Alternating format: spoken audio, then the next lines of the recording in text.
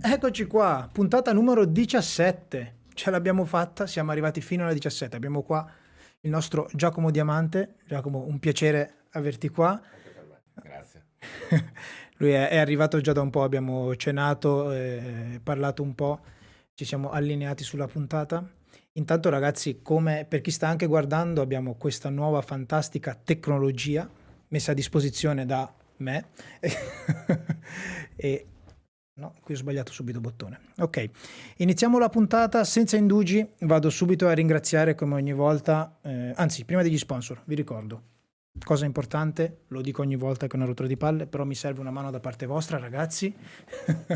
Se siete da YouTube iscrivetevi al canale e attivate la campanellina, se ascoltate da Spotify uguale. Seguite il profilo del podcast e se vi va, se proprio avete voglia di perdere tempo, mettete la recensione a 5 stelline e ci siamo.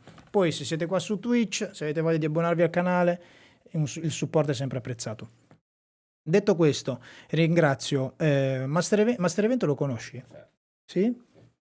Master Evento, oltre ad offrire un'esperienza più unica che rara, che è veramente un'experience pazzesca in quel di Roma di una settimana in cui i ragazzi veramente vivono, penso una settimana in trance tra avventure e formazione legata che va dalla mixology al management al flair. Hanno deciso anche di sostenere il podcast. Poi ringrazio Fine Scolerial che mi sostiene con attrezzature e anche quando monteremo il bar vedrete che super supporto mi avranno dato i ragazzi di Fine Scolerial. Ringrazio Vez, capitanati da il nostro Beppe Mancini, numero 1. I ragazzi di AXX Store che ogni mese mettono a disposizione un buono spendibile nel loro store online di abbigliamento e penso che in questi giorni ve lo darò, visto che siamo al 26, quindi sì, domani darò il vincitore di questo buono e possiamo iniziare con la nostra puntata. Allora, Giacomo, intanto tu sei qua grazie a Federico Cassini, che dopo che è stato Grande. il grande Federico, che dopo essere stato qua mi ha consigliato il tuo profilo e mi ha detto che dovevi assolutamente farne parte. Sono felice anche che hai deciso di venire senza indugi e andiamo direttamente straight into la puntata. Ah, dobbiamo fare la copertina, Giusto, quindi ci dobbiamo avviciniamo qua. Ok, così nello scrollare il video ho quel momento in cui siamo fermi e lì clicco. 2 minuti e 49, possiamo partire. Allora, avevo pensato di fare questa puntata in cui tu fai conto, Giacomo, che io non so niente di te. Non ti conosco, so benissimo perché mi hanno avvisato che se ti lasciassi raccontare la tua carriera non non avremo abbastanza tempo a disposizione, quindi andiamo mirati su alcuni discorsi, però comunque facciamo conto che io non sappia niente di te, non mi sia documentato su di te, così sei libero di raccontare tutto nei minimi dettagli e riusciamo a dare un contenuto soprattutto interessante per chi ci ascolta. Certo. Però ovviamente a me interessa sapere, tu quanti anni hai?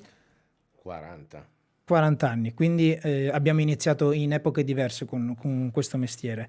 Tu che cosa ti ha spinto a iniziare con questo lavoro? Intanto comunque grazie per farmi essere qua.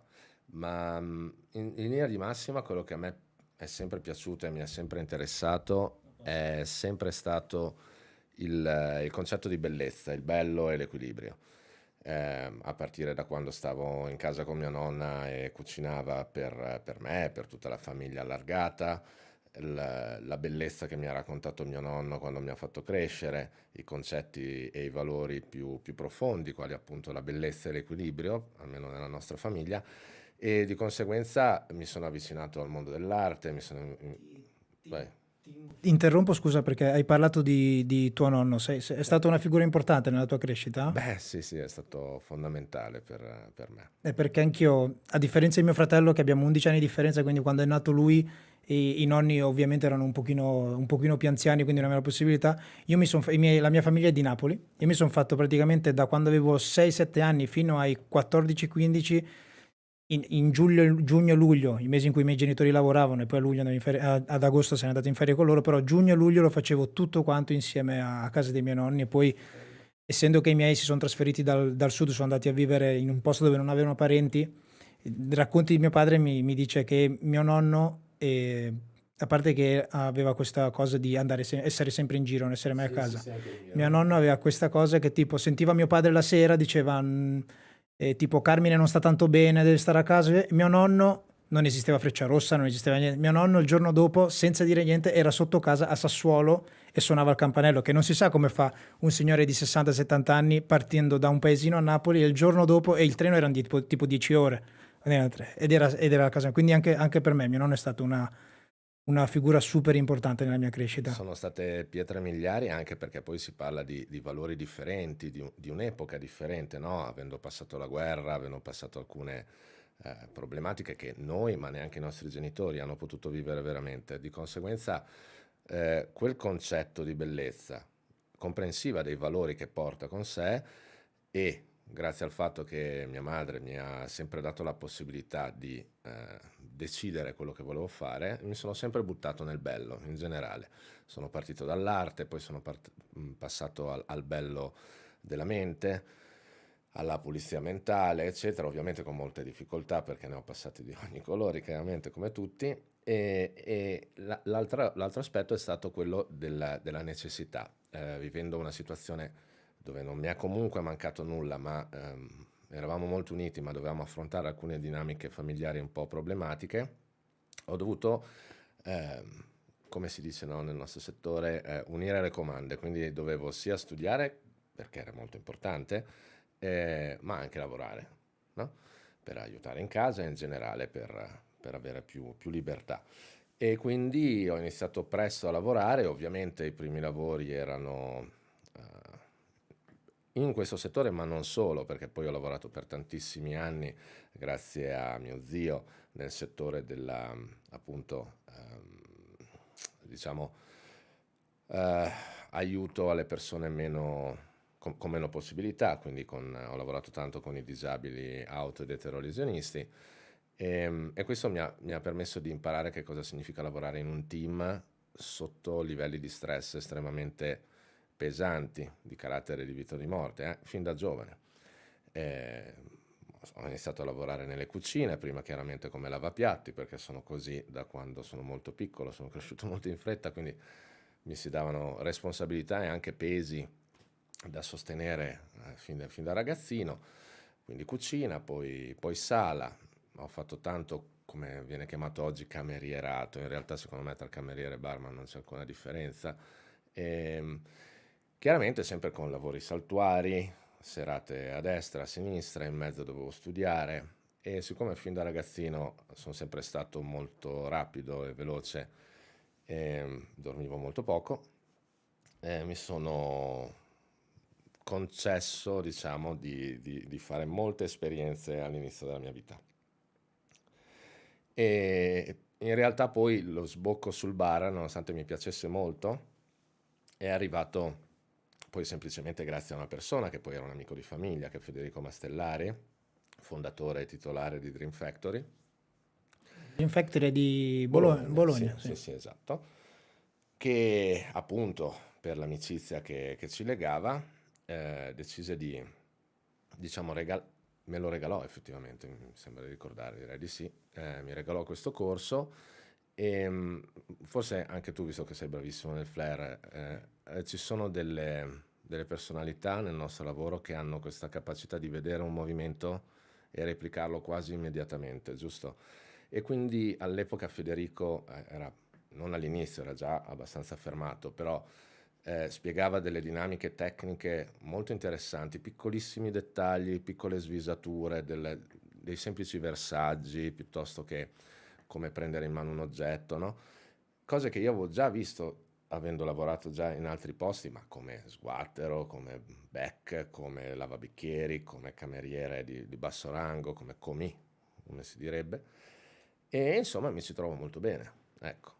E mi ricordo una volta che venne appunto di fianco a me, mi disse: Giacomo, mi sa che ci sai fare su questa cosa. E io in realtà a- siccome mi piace molto studiare, avevo letto un sacco di storie, avevo letto la storia, avevo studiato i prodotti, però in realtà non è che pensassi veramente a fare da bere, no? Ti affascinava? Sì, mi affascinava, pensavo che ci sarei riuscito, di base io penso sempre di riuscire nelle cose, altrimenti non le farei, e quindi mi ha preso molto bene. Da lì sono partite le prime esperienze, ho potuto viaggiare molto perché mi piace tanto viaggiare e l'amicizia con Federico è stata ovviamente fondamentale. Quel periodo poi, cioè dopo qualche anno, Di che anni stiamo parlando? allora, oddio, il corso che lui mi offrì, Sì, non dico presumo fosse preciso, dico comunque periodo dal storico. 2007-2009, una cosa del genere. Però appunto io avevo già le mie esperienze lavorative nel settore, mi piaceva molto servire ai tavoli, mi piaceva servire nei ristoranti, proprio perché appunto la passione per la cucina di mia nonna e in generale il concetto di bello, di pulizia, di accoglienza. Oggi vengono utilizzate tanto dei termini quali hospitality, accoglienza, eccetera, però è qualcosa che o ce l'hai familiarmente dentro oppure è quasi problematico parlarne, no? Sembra quasi di svelare un segreto, credo. Insomma, a me piaceva molto quell'ambiente. Le paghe non erano granché all'epoca, però Beh, poco importava. non che sia cambiato molto. No, certo, però erano... potevo fare quel lavoro nei momenti vuoti dagli altri lavori e dallo studio e quindi dormendo poco poi tornavo a casa, mi facevo 1000 trip, allora mi mettevo a studiare, a leggere e la mia grande forza è sempre stata quella di unire i puntini, no? Sai, nella settimana enigmistica, no? C'è l'esercizio dall'1 al 27, unisci i puntini e viene fuori una figura, ecco. Quella diciamo è la mia caratteristica più grande. Oggi i puntini sono più di 27, ma comunque questo era il tema. E da lì poi, dopo qualche anno, arrivò quella che fu la cosiddetta, oggi molti la chiamano, chi se la ricorda perché oggi è tutto molto più veloce, il rinascimento della miscelazione, la rinascita della miscelazione che era poi partita da Sasha Petrasche a New York e, e noi ci siamo finiti in mezzo insieme ad altri, secondo me, grandissimi del mondo bar di quel periodo. Voi della Drink Factory. Sì, sì, sì, sì, esatto. Dopo hai iniziato a farne parte. Sì, sì, esatto. In realtà in maniera estremamente veloce. Federico aveva bisogno di un trainer, aveva bisogno di un taglio diverso anche sui corsi, un taglio più storico, un po' più attento a cose che lui conosceva, che lui amava, però lui doveva organizzare anche tantissime altre cose. E, e quindi mi diede campo libero, un po' perché comunque eravamo cresciuti chiaramente con amicizie diverse perché lui ha 3 anni più di me, però comunque molto vicini, diciamo, e quindi c'era già una fiducia costruita su altri temi. Non si parla sempre soltanto di bar, insomma, ecco. E quindi abbiamo iniziato a tenere corsi, a pensare a corsi nuovi e in quel periodo era un periodo bellissimo, di grande scoperta. Siamo partiti dal flare, anche noi, anche lui è partito dal flare, anche io partiti dal flare, con tanti bei E soldini. infatti ti interrompo e mi ricordo proprio in questi giorni, dopo che ci ha messo in contatto Federico, mi manda proprio un messaggio vocale e fa: Ah, poi Carmine, vai tranquillo che lui è sicuramente sarà una bella puntata perché poi lui è anche super preso bene con il flare, quindi vai tranquillo. Molto. Io trovo il flare estremamente zen, per me è sempre stato super zen e appunto per questa cosa che mi riuscivano le cose in maniera facile, nell'arco poi della mia carriera di formatore, anche di flare, poi ho smesso tanti anni fa, ho potuto formare dei ragazzi dove rivedevo questa capacità e è un'emozione incredibile. C'è Anche- gente che ti fa vedere un movimento, cioè gli fai vedere un movimento e lo rifà al secondo tentativo. Wow! mi ci rivedo anch'io perché io non ero così. Io ero quel tipo di corsista o corsista o comunque flare bartender che se voglio imparare una cosa mi serve tempo per arrivarci. Persistenza. Per arrivare a una cosa che tu fai in un'ora, a me magari ci vuole un giorno, capito? E però poi dopo, superata la parte, cioè passati gli anni in cui, tra virgolette, dovevo imparare a far flare, qualsiasi altra cosa, secondo me è una cosa proprio che va a finire, è una cosa proprio del collegamento tra il cervello e le mani, perché poi dopo, come ne parlavamo prima a cena, io ho iniziato tipo con i tuffi, e ho iniziato a 29 anni, che ero molto vecchio per uno sport del genere, e tutti i movimenti li facevo in modo molto facile. Tutte le cose, non dico che ho fatto delle cose pazzesche, però dico tutte le cose che quelli della mia età non riescono ad arrivare, io ci sono arrivato molto facilmente. E sono sicuro dentro di me che questa cosa è legata alla velocità mentale che mi ha dato il flair, o comunque questo lavoro che faccio. Sì, in realtà sono collegamenti che avvengono nella nostra mente e a seconda poi di come sei cresciuto si sviluppano in maniera diversa proprio a livello neurale. Ma al di là di questo, che sono super cazzole come le chiamo io, cioè nel senso sono cose reali, però insomma non è questa la situazione in cui parlarne. Io quando spiegavo, facevamo lezioni in Dream Factory di Flair, che poi dopo ho portato anche in Enjoy, dicevo a tutti i ragazzi, si arriva tutti quanti allo stesso punto. Mm? Ci sarà qualcuno di voi che ci arriva immediatamente e ci sarà qualcun altro che gli servirà il quadruplo del lavoro, no? Ma a prescindere da chi ha un talento innato, non è questo quello che porta il successo, è quello che porta il risultato. Il risultato è continuare ad allenarsi. Poi si arriverà tutti a quel punto. C'è chi avrà anche in più il talento e se ha anche la voglia di continuare ad allenarsi potrà effettivamente arrivare più avanti. Io iniziai infatti poi con questo ragazzo, Christian Mastalli, mi ricordo, con cui anche aprì la mia prima attività con partita IVA, la chiamai Drink Service, dove facevo catering, avevamo costruito una postazione, no? Stiamo parlando di altri tempi. E lui era così. Lui ci metteva veramente una settimana per capire 4 movimenti, era legnoso anche, no? Però aveva 2 palle quadrate. Cioè lui si allenava, io dopo 2 ore che avevo già capito la routine, vabbè, andavo a fare qualcos'altro. E lui stava lì, poi ci rimaneva sotto e si incazzava e riprovava. Oh, alla fine, quando facevamo il tandem insieme, non dico che era più bravo di me, perché vabbè, ognuno c'ha...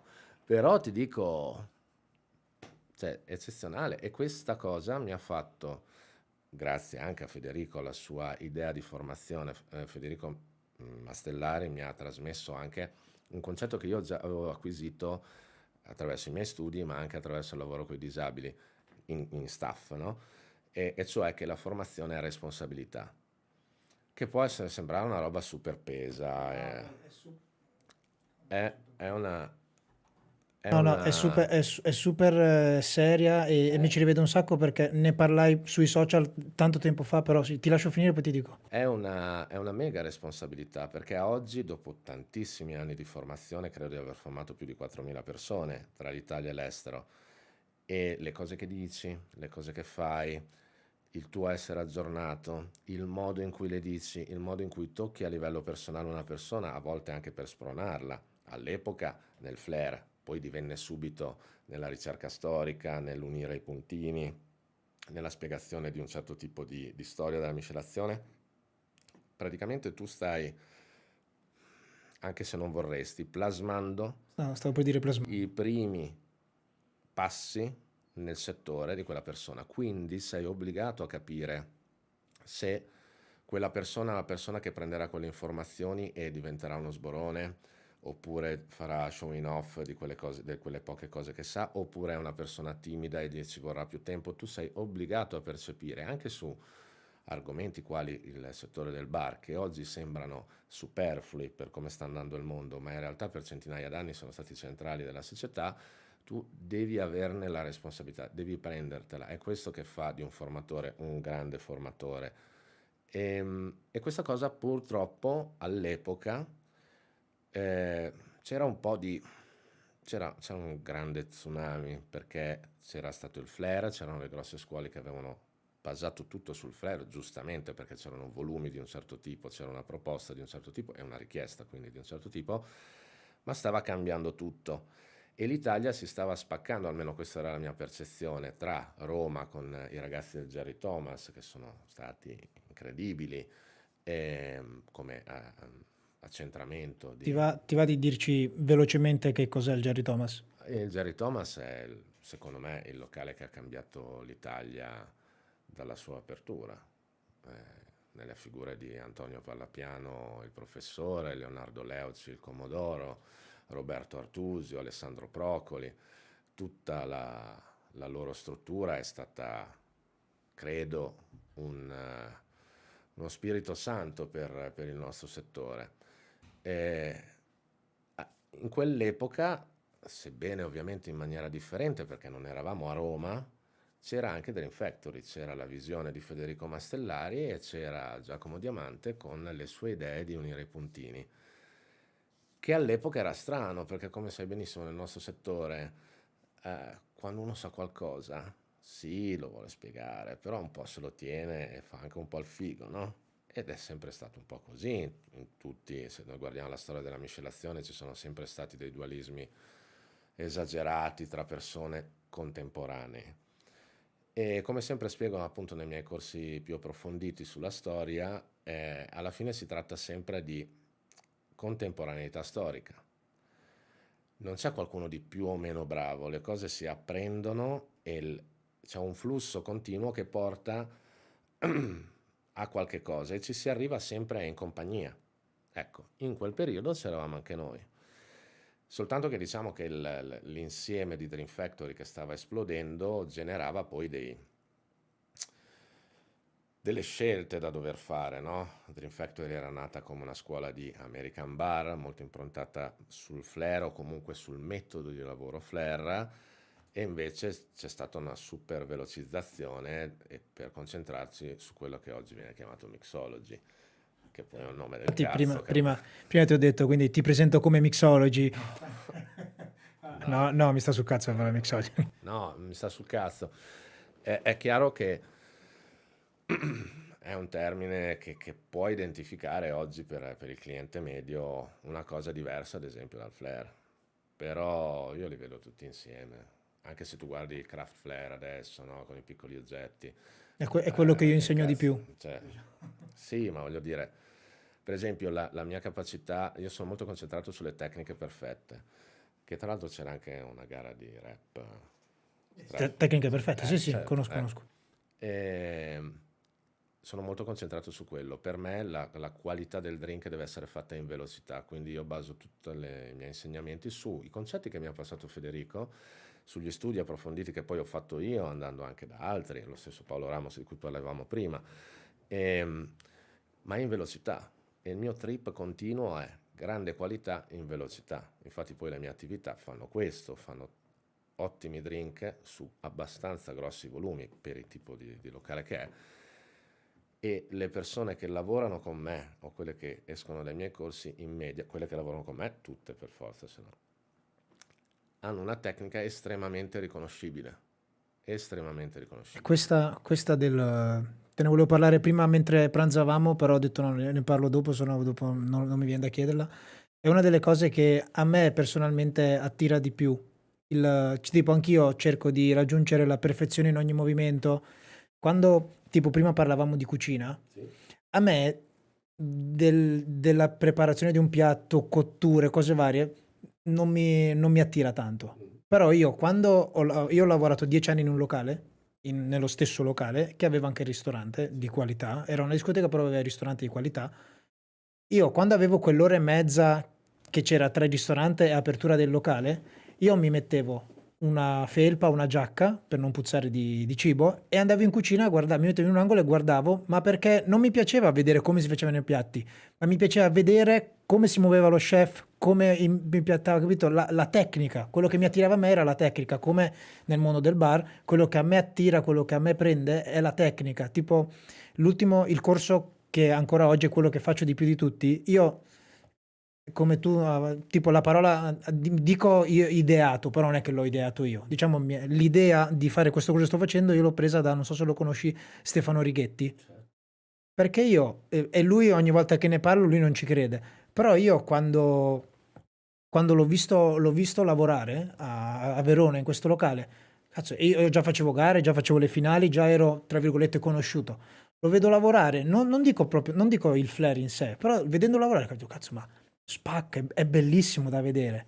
capito? E quella cosa lì nella mia tesi dicevo: "Cazzo, voglio diventare così, che cosa fa di diverso?" Quello mi attirava davvero. È uguale nella cucina, uguale in qualsiasi cosa. Quando vedo uno che si muove bene, mi interessa e mi intrippa quello. È una cosa fenomenale ancora dopo tanti anni, sebbene chiaramente poi non perde mai fascino il mondo del bar, però ovviamente avendo visto diverse generazioni, soprattutto oggi che le generazioni sono molto più brevi, no? Ehm, ogni tanto io mi ritengo anche un pochettino stanco di vedere alcune cose che vengono vendute magari come nuove. È naturale che sia così, no? È sempre la stessa roba come le mode che tu, vabbè, che cosa serve? Vabbè, 10 anni prima di questo c'era quello, ok, adesso diventa di moda adesso.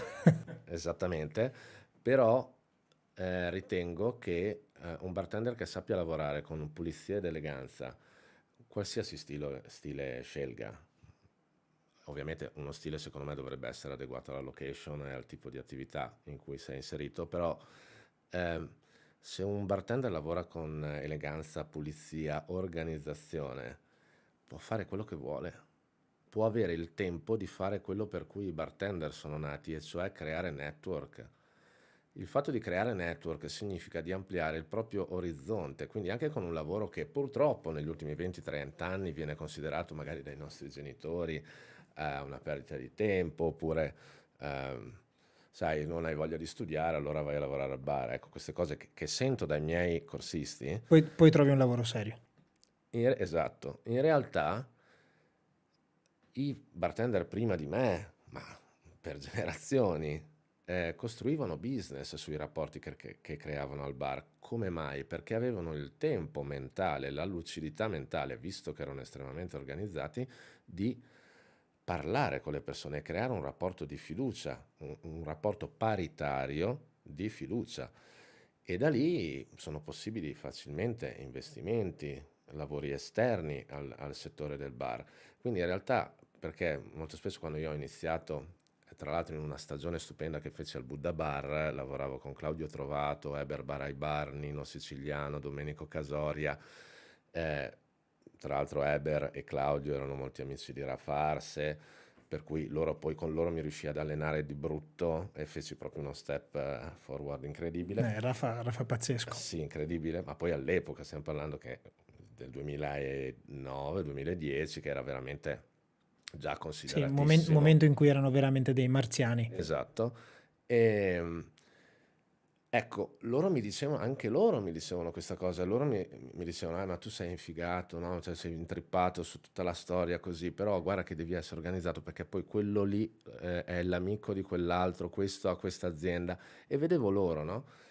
E quel flair, appunto, quel flair, cioè quella consapevolezza, quella self-consciousness che ti dà l'aspetto zen del praticare e ripraticare certi tipi di movimenti, certi tipi di organizzazione, ti dovrebbe creare una lucidità mentale per operare in tutti i sensi, sia la preparazione di un drink, che comunque è uno degli elementi del servizio, non è quello fondamentale, ma nel creare l'emozione, la situazione, nel rendere indimenticabile quel momento per te e il cliente. Quando poi facemmo dei corsi con Varna e chiamai Stanislav da me, e poi che è stato l'inizio della nostra amicizia, lui la chiama casual nonchalance, no?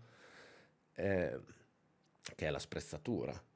È quel momento che crea attraverso la tua consapevolezza, il tuo flair personale, non i movimenti, eccetera, il tuo flair Sì, sì, che personale poi è l'intrattenimento, Flair poi è intrattenimento. praticamente, e crea quel momento, crea quello spazio mentale tra te e il tuo pubblico in cui può succedere di tutto e molto spesso sei tu quello che può far succedere quello che vuoi. E questo aspetto a me ha sempre molto interessato nell'aspetto del business, non solo nell'aspetto del fare il drink. Poi mi piace molto fare da bere, mi piace fare da mangiare. Sì, però è un mondo che ti dà possibilità, come stai dicendo tu, di Sì. andare. Sì, mi ci riconosco molto perché questa cosa di cui stai parlando tu, io sono. Spesso lo faccio proprio perché, vabbè, ogni puntata lo dico, io continuo a lavorare nei locali perché a me proprio piace.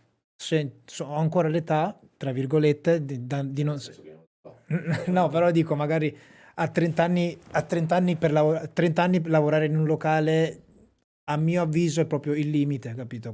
Poi dopo, eh, però dico, perché proprio mi piace, proprio mi diverte e vedo nelle situazioni in cui mi trovo che spesso quando sto costruendo un drink, anche la clientela non è abituata a un bartender che magari gli parla o crea quello che stai dicendo tu, soprattutto perché è una discoteca e non sono abituati, sono abituati sì, ordinazione, drink tieni. O magari se c'è da aspettare, se ci sono tanti drink da preparare, magari uno non si aspetta che mentre stai preparando tante cose, come va? Come mai ti mangi le unghie? Tipo Esatto. cose del genere. Drink sì, te lo faccio forte, però tu mi fai un piacere così. Sì, non ti mangiare più le unghie, capito? Tipo cose così, che magari ci rimane perché dice, cavolo, questo qua mentre mi parla, mentre prepara, si è accorto che io mi mangio le unghie, capito? Ho detto una cosa a caso, però sono cose che riprendono benissimo quello che mi hai detto tu. Eh sì, è questo il tema secondo me, e proprio perché mi piace prendere le cose al 300%, se no non le farei, ho cominciato a interessarmi a- all'unione di tutte le cose che mi interessavano, quindi il bello, l'arte, la luce, la musica, l'arredo, le personalità. Ovviamente, chiaramente, Diciamo che a mio avviso ti avrà anche molto influenzato dove sei cresciuto, perché Bologna è un posto molto per tutte queste cose qua. sì, sì, poi insomma diciamo che ho passato diversi anni un po' da pazzo in giro, insomma ne ho fatte tante perché chiaramente avendo tante responsabilità a livello familiare o quantomeno sentendomele io, sai, tanti lavori, facevo 2 o 3 lavori, più lo studio e più cazzi vari, eh, alla fine cercavo di ritagliarmi dei miei momenti. Fatalità proprio in quei periodi erano i periodi della nascita dell'hip hop bolognese, del writing pesante e alla fine le cartole si trovavano sempre nello stesso posto e quindi si sono create veramente delle amicizie incredibili e tutta quella commistione di generi, di settori completamente diversi, quindi magari c'era il writer che aveva in connessione con me la capacità di disegnare, no? Perché a me piace molto disegnare, però magari non sapeva niente di bere o di mangiare, però lui magari era un appassionato di musica, allora entravamo in contatto, poi mi passava uno che conosceva la musica e così. Cioè, il flair è proprio la connessione tra tutti questi piccoli, piccoli mondi che arrivano al bar, che ho detto proprio ci sposa perfetto. È la consapevolezza che hai di te nello spazio e di come ti muovi con degli oggetti. Ecco, per me, per questo dicevo che era molto zen. Io mi allenavo e facevo flare in garage giù da mia nonna eh, e mi liberava la mente. Ed è effettivamente, se devo dirlo in maniera filosofica, dirà la supercazzola delle 21, è più o meno poi quello che faccio con le cose che ho in testa, no? O a volte anche le persone o i collaboratori, non che ci gioco come teen o speed battle o bottiglie da allenamento, ovviamente, però nel senso capire, mi ricordo che una cosa che mi strippò un casino era quando capii il terzo tempo, no? Quando cominciai a fare 3 oggetti, poi 4, capire i tempi, i microtempi, no? Ecco, Di dividere i movimenti. esatto. E alla fine, adesso so che può sembrare brutto, però alla fine è quello che poi succede quando devi trovare il giorno libero per quello, perché ne ha bisogno perché ha quel problema che ti aveva detto, allora metti quell'altro che però è il momento giusto per lui per entrare lì a lavorare, a fare quella cosa. È zen anche quello, no? E ecco, appunto io cerco di unire i puntini ancora da 1 a 27, questo è il tema.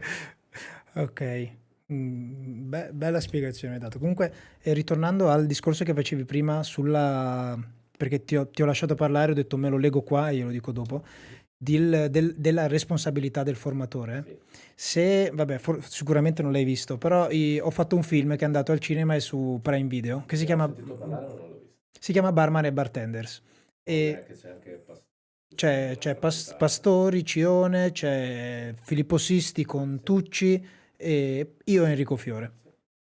sì. E noi parliamo ovviamente della parte del flair e raccontiamo un po' di cose. Poi raccontando, io a un certo punto parlo dei social network. perché in quel periodo lì era il periodo poco prima della pandemia, no, era un bel po' di tempo prima della pandemia, però è uscito nel periodo prima della pandemia e facciamo un appunto perché hai parlato tu della responsabilità del formatore e io lì in quel momento, in quel periodo lì della mia vita mi rendevo conto di quanto ispirassi le persone che decidevano di affidarsi a me come corso, anche soltanto che mi seguivano su Instagram, che la maggior parte delle persone che mi seguivano o che formavo non si ispiravano a me soltanto per come gli insegnavo a fare le cose. Cioè, spesso si, si ispiravano a me da come mi vestivo, da come Quindi parlavo, si ma identificavano in te.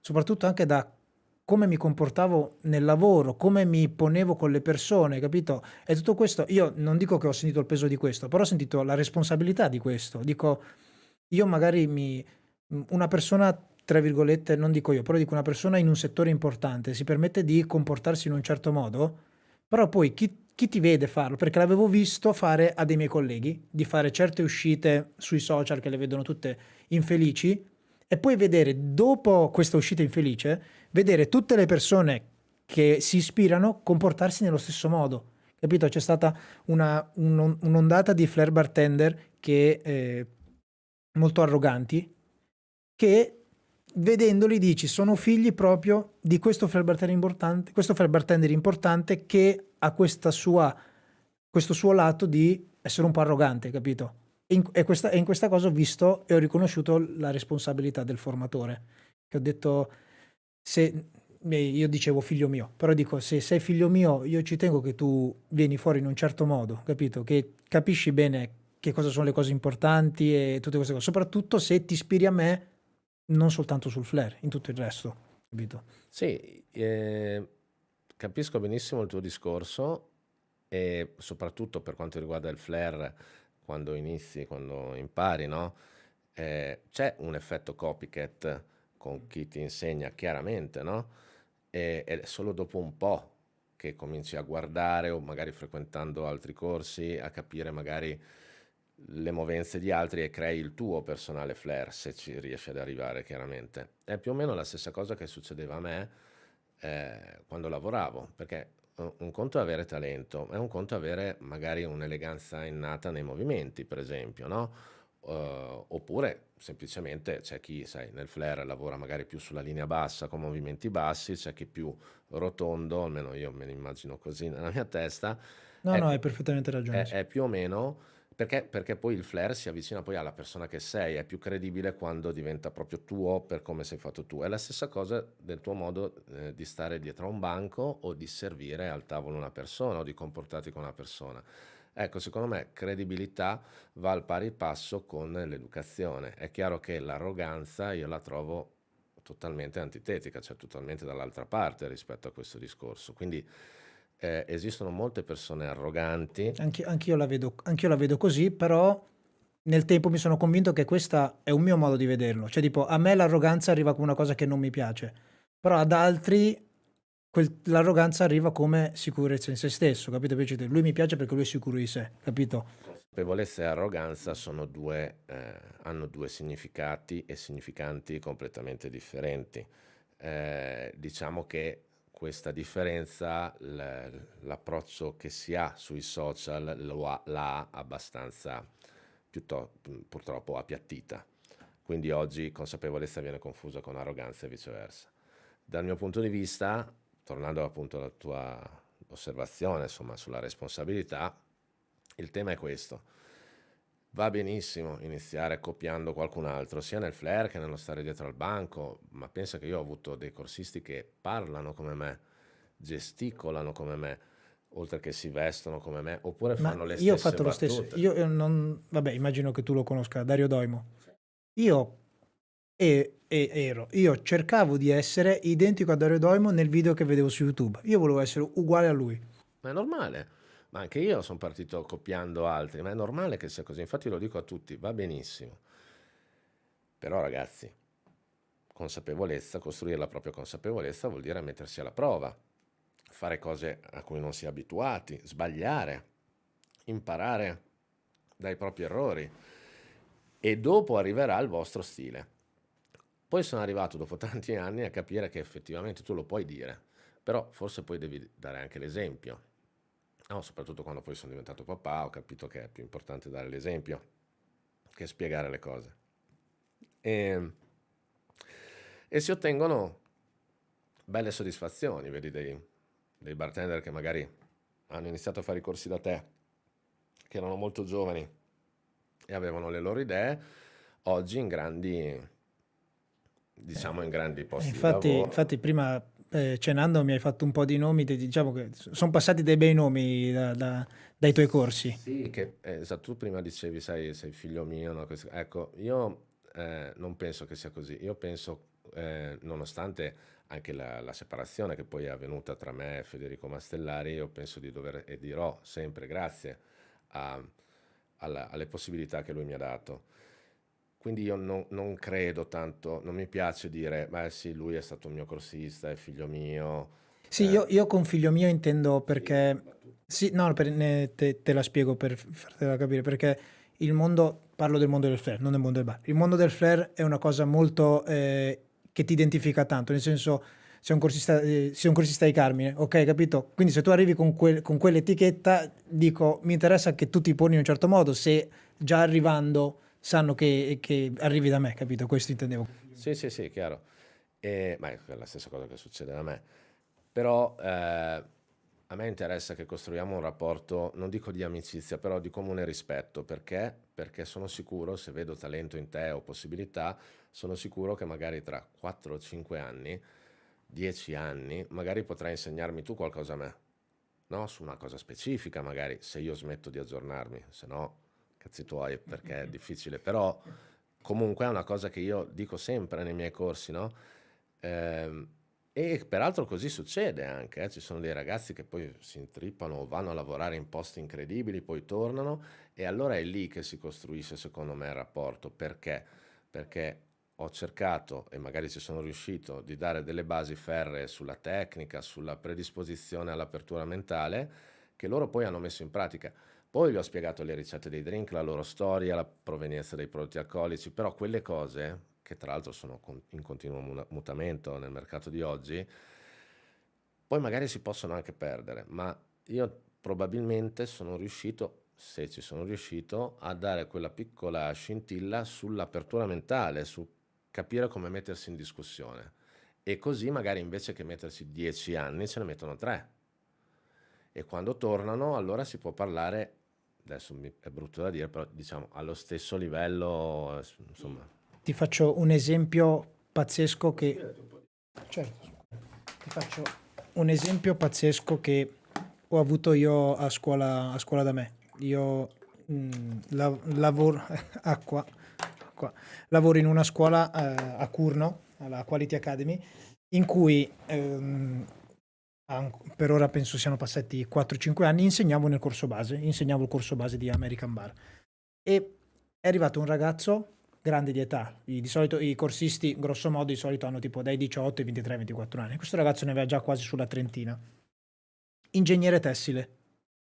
Eh, aveva il suo stipendio pazzesco da ingegnere tessile in una grande azienda. È stato, te lo giuro, una delle persone più tristi che abbia conosciuto nella mia vita. E aveva uno stipendio che veramente dici, cazzo, capito? Tristissimo, non gli piaceva la sua vita, niente. Io stavo imparando, ero ai miei inizi, ero comunque un insegnante del corso di American Bar che ti dicevo quello che c'è, quello che ti fa un American Bar, ti spiegavo anche dei distillati, ti spiegavo come si facevano, da dove arrivavano, però tipo non è che sul whisky ti spiegavo Low Island e non avevo tante nozioni da raccontare appunto perché ero anch'io alle prime armi, però mi piaceva. Questo ragazzo qua ha fatto il corso 2 anni dopo, che nel nostro lavoro 2 anni non è un tempo in cui tu puoi diventare chissà che cosa. 2 anni dopo è tornato a scuola, che è rimasto in contatto con i proprietari, non con me, è tornato a scuola e lui ha fatto per la scuola la dispensa nuova, il corso nuovo e il metodo nuovo di insegnare nel nostro corso, per dirti quanto lui si è appassionato dopo il corso. Che questo è un lavoro, ce ne sono anche altri, però questo è un lavoro fatto così. A proposito di esempi, io ho avuto un ragazzo che in realtà iniziò a fare i corsi da me io faccio diversi corsi per le aziende, per gli agenti commerciali, per i distributori, eccetera. E, e lui, siccome era un ottimo cliente di questo distributore, si infilò in questo corso. Lui aveva una birreria, bravissimo sulla birra, ma aveva una birreria. Insomma, intrippò così tanto, ma aveva già 43 anni, 40 anni, 43 anni.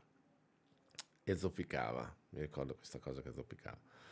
E insomma, finito il corso, rimase lì a parlare, mi chiese dei corsi personalizzati, cominciò a fare tutti i miei corsi che non sono organizzati come solitamente le scuole in Italia Sì, li infatti organizzano. vorrei arrivarci anche a parlare. E insomma, poi andò avanti, corsi personalizzati, eccetera. Insomma, poi gli trovai da lavorare in Asia e, e insomma è arrivato a dirigere diversi locali partendo da 43enne, no?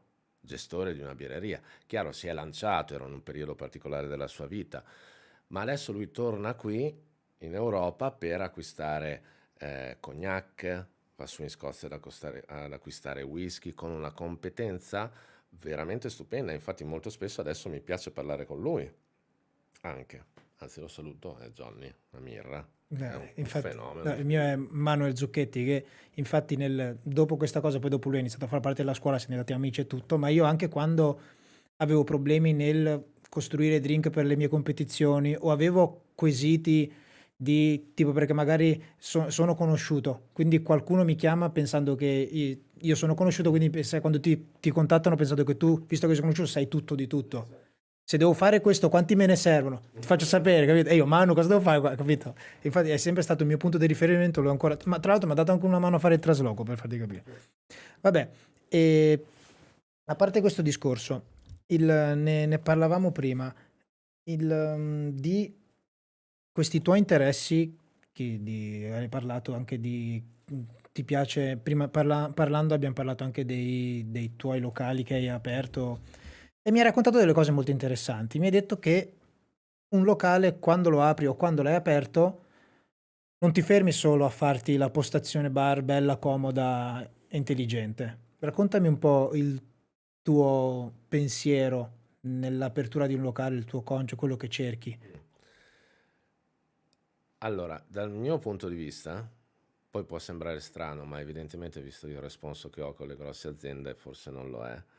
Dal mio punto di vista, un locale è appunto, per sua definizione, un locale, cioè uno spazio, no?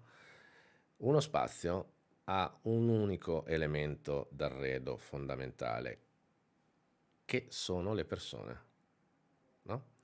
Quindi le persone arredano, tant'è che alcuni grandi studiosi, grandi designer confermano, ma questa è una cosa che ormai si sa, che le persone assorbono la luce all'interno di un locale, le persone assorbono il suono e lo ridistribuiscono, no?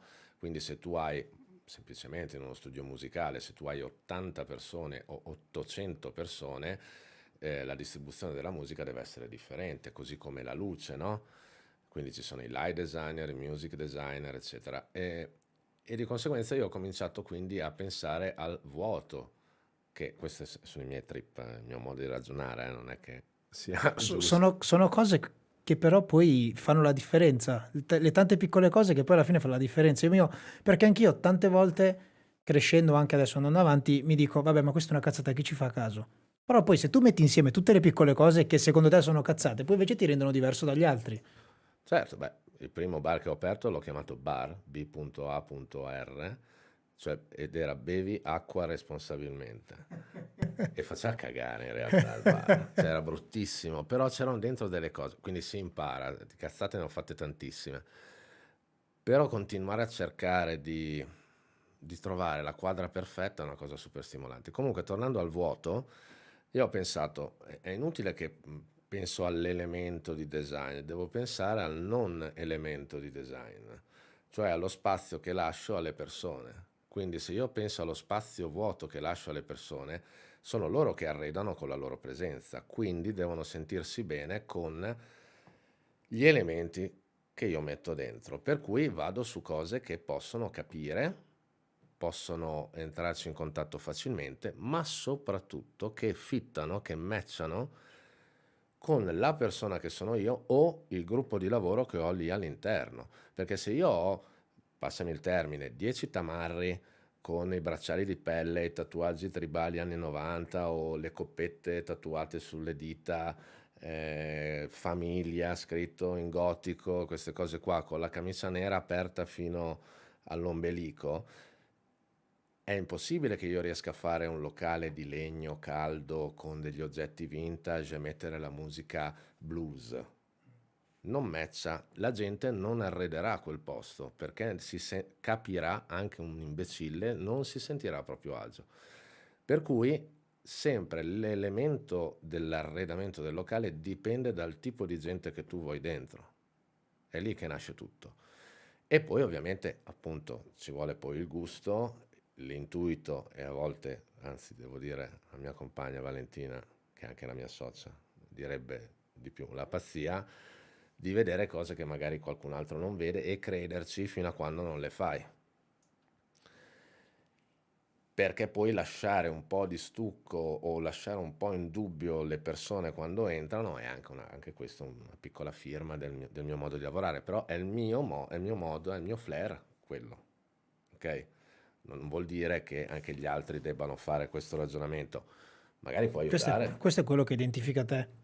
Esatto, sì, è quello che nel tempo, con grande fatica, un sacco di inculate e anche notevoli accadimenti, sono arrivato a riconoscere come la cosa che è reale. Ed è per questo che poi la gente è felice di vedermi quando è nei miei locali, perché funziona. Cioè io sono così qua, come sono così nei miei locali, i locali sono così come sono io, come sono i miei ragazzi, e quindi funziona. E non c'è bisogno di dire altro, basta solo vivere la situazione, bere qualcosa e fare due chiacchiere. E nell'apertura di un locale poi ti occupi tu personalmente della formazione, della decisione dei vari ruoli e cose varie, tutto ci tieni a farlo tu. Assolutamente sì. Ci sono stati dei momenti in cui ho potuto delegare fortunatamente a delle persone comunque che avevano fatto i percorsi di formazione all'interno della mia scuola.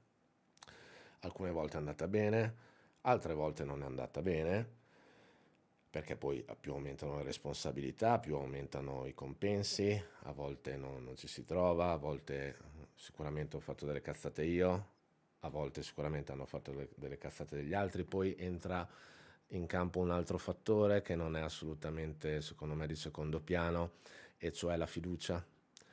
Nel senso, fiducia nel progetto è una cosa, È difficilissimo. fiducia nella persona che comanda il progetto è tutta un'altra. È, è bello però anche questo, no?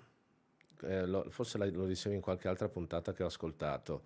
Alla fine, quando sei imprenditore, quando sei tu il titolare, quando fondamentalmente detta in latino, quando il culo è tuo, no? Ehm, Quando il culo è tuo, è ovvio che tu lavori il triplo degli altri, per come la vedo io. Lavori il triplo degli altri, ti spendi di più, fai più fatica, di conseguenza sei più predisposto all'errore. Non è che, cioè, non è che tutto quello che tocco è oro, anzi. Questo non succede magari anche per il tuo più stretto collaboratore. Arriverà sempre un momento in cui magari il tuo più stretto collaboratore pensa di aver raggiunto l'esperienza tale per riuscire a fare meglio quello che fai tu. Lì, se non hai costruito un rapporto forte a livello personale, le strade ovviamente si devono dividere, no? Io l'ho vissuto dall'altra parte sulla mia pelle in passato. E dipende poi come hai costruito il tuo rapporto, cioè come rimani dopo, se rimani in buoni rapporti oppure no, perché secondo me le collaborazioni continuano, quelle professionali, indipendentemente dal rapporto personale. Però ecco, è necessario delegare, è necessario trovare delle persone che si infilino più o meno e magari diano degli spunti differenti, anche più avanti rispetto a quella che è la tua visione.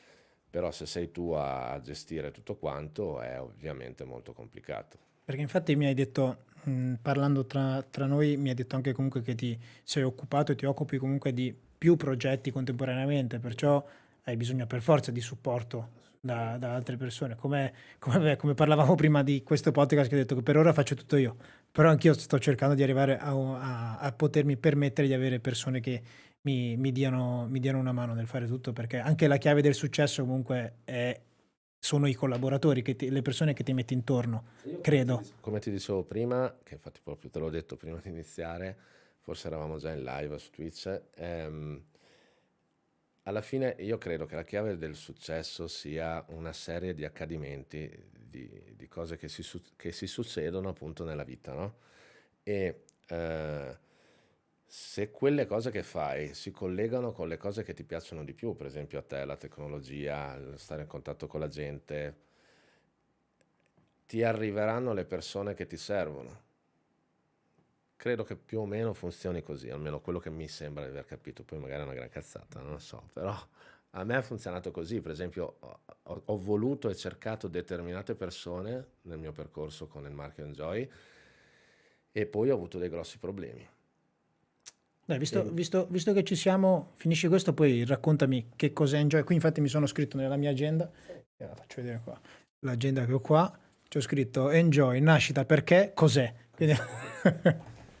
No, e quindi poi in realtà poi sono arrivate delle persone che quando io neanche le stavo cercando e sono proprio quelle persone che sono entrate più in punta di piedi con una cosa che insomma è anche strano parlarne, che si chiama umiltà e tranquillità di pensiero e che invece si sono dimostrate molto più importanti di quelle che pensavo di volere. E così almeno si è costruito qualcosa di nuovo, ex novo, cioè non si sono portati dietro altre esperienze tossiche, no? Sono nuove e quindi riescono a dare la loro forza al progetto. Senza di loro, figura di Valentina Valle, la mia compagna, Carlo Scalzotto, Laura Cuoghi, il Baffo, Matteo Piantoni, Christian Djukanovic, insomma, sono tante le persone che sono arrivate grazie, non lo so, forse a quello che è stato creato, boh. Sicuramente se sono arrivate da te un motivo ci sarà stato. Infatti una cosa che ti ho detto, è la prima cosa che ti ho detto appena ci siamo incontrati nel parcheggio qua di casa mia, eh, è stata quella di quando ho pubblicato il tuo nome, ti ho taggato nelle storie. Io ovviamente non conoscendoti mi ha fatto una buona presentazione su di te Federico, però io comunque non ti conoscevo, perciò non sapevo neanche quanto tu potessi essere conosciuto. Io parlo di social, parlo sui social e Sì, sì, basta. sì. E una volta che ho pubblicato il tuo nome mi saranno arrivati, dico tanti, però saranno stati tipo 20-30 messaggi di tutti uguali. Tutti i messaggi, tutti uguali, le persone dicono, lo conosco, no, stronzo, pazzo di merda. No, e tutti i messaggi di persone, l'ho conosciuto in questo evento, grandissimo, bellissima persona. L'ho conosciuto qua, il suo corso è stato bellissimo. L'ho conosciuto qua, mi ha dato bravissimo. Quindi tutti i messaggi uguali, però tutti di super apprezzamento. Perciò da quel poco che ho visto io in questi giorni, che sono passati 2 giorni da quando ho pubblicato il tuo nome sui social del mio personale, visto che comunque a chi viene da te o chi si affida a te o chi incontri ha sempre una buona impressione su di te, soprattutto un feedback positivo su quello che gli hai passato in base all'evento che era o alla situazione. Ci credo tanto. Questo È non giusto. sembra Beh. perché ho sempre una faccia di merda, ma in realtà io ci credo proprio tanto. Raccontami un po' di questo Enjoy, com'è arrivato, come ci hai pensato e dimmi che cos'è. A proposito appunto di flair, di consapevolezza e di qualche cosa di reale, Enjoy è nato dopo la separazione con la mia ex compagna, che è la mamma dei miei figli, no?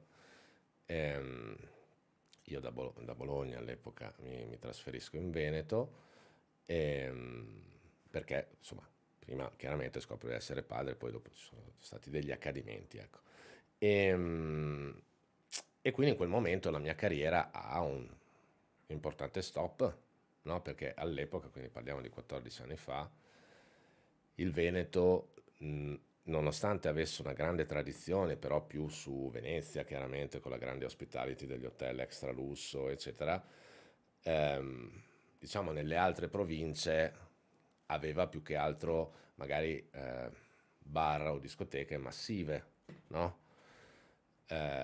quello che è il mondo del cocktail bar un po' più curato, un pochettino più attento, una La, proposta più la cultura del aggiornata. bere Sì. che non siano vini e birre. Ecco, per cui io mi ritrovo lì e all'epoca, insomma, appunto dopo la separazione, eh, la mia scelta è cosa faccio? Inizio a fare tutto quello che facevo prima? No, vista la mia pregressa situazione familiare, decido di dedicarmi, mettere da parte un attimo la carriera e rimanere più vicino ai bambini, insomma. In questa cosa mi riconosco nel... vabbè, è completamente diverso, però mi ci riconosco nel tipo di pensiero perché quando io ero bambino avrei voluto tantissimo un fratello maggiore, Mm. cioè proprio volevo il fratello grande. E infatti quando poi ho avuto un fratello ovviamente più piccolo, Sì. ho sempre cercato di essere con lui come avrei voluto fosse stato con me Sì. il fratello più grande, capito? E quindi comincio a cercare lavoro, insomma, no? Ehm, il punto qual è? Che all'epoca non potevano pagare le mie competenze, insomma, non c'erano luoghi. Cioè, o ritornavo a fare flare, che però, a parte che non mi allenavo più e comunque non era più il mio trip, e non c'erano locali che potessero, insomma, sinceramente pagare quello che pensavo di valere. Trovo delle consulenze, un po' così, e inizio a fare dei corsi con un progetto che io avevo che era un corso che oggi va per la maggiore, in tutta Italia, che si chiama Apri la mente, che è l'unione appunto delle mie competenze, diciamo, emozionali, emotive alla storia della miscelazione. E inizio a fare questi corsi mentre lavoravo e a un certo punto dico, ma cavolo, a me piace tanto, avevo fatto l'esperienza di Dream Factory, no? Come trainer e tutta la rinascita della miscelazione, cioè io avevo abbandonato, diciamo così, al top.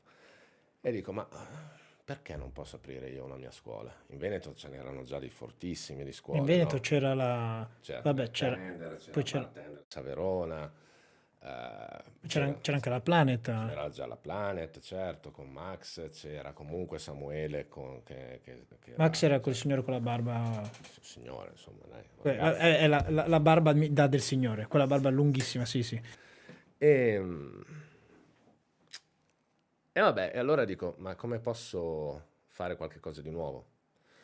E soprattutto di che cosa ho bisogno io, che cos'è che voglio fare io. Allora io a quell'epoca, dopo quel periodo durissimo, avevo bisogno di divertirmi a far divertire, come all'inizio, no? Quando mi imparavo il flair mi dicevano il bar è divertirsi a far divertire. E allora ho detto, beh, lo chiamo Enjoy, no? E poi Artigiani del Bere perché mio nonno era un artigiano. E allora ho detto, beh, lo chiamo così. La mia idea qual era? Eh, creo una casa su più piani, su più livelli, per il barman o l'amante del cocktail. E nasce questo posto, diciamo a mia immagine e somiglianza, in realtà con quello che potevo permettermi all'epoca, fondamentalmente. E da lì insomma resta storia, ecco. Mi sono divertito, ho iniziato a fare i corsi hanno cominciato a girare subito bene perché il mio approccio era molto diverso, veniva da esperienze diverse, appunto da puntini da 1,27, Corsi inizialmente American Bar o anche... ma non ho mai dato dei nomi sinceramente, per me c'è un corso molto ampio, il primo, e poi puoi decidere dove andare a specializzarti, quindi è Sì, dico il più primo da che... creare, non Primo è un è corso semplicemente... base e poi dopo hai le varie ramificazioni che gli Sì, dai. non lo chiamo corso base, però insomma ecco.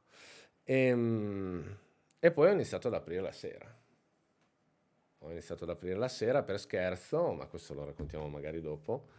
E, e così Enjoy poi è diventato un progetto molto importante con tanti tanti corsisti. E Enjoy, quindi a oggi di cosa si occupa? Oggi si occupa di competenze, corsi di formazione professionali e soprattutto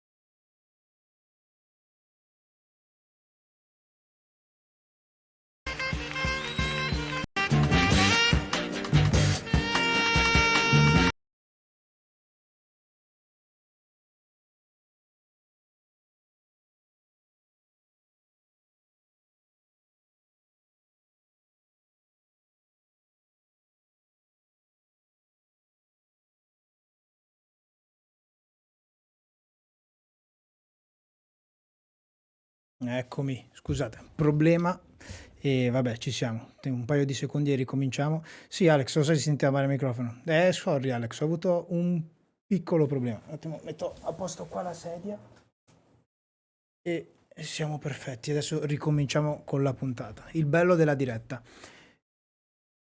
Si sente a tratti? No, adesso si dovrebbe sentire bene in teoria. Oh, Crisom, buonasera. Dai, ecco, ok, top.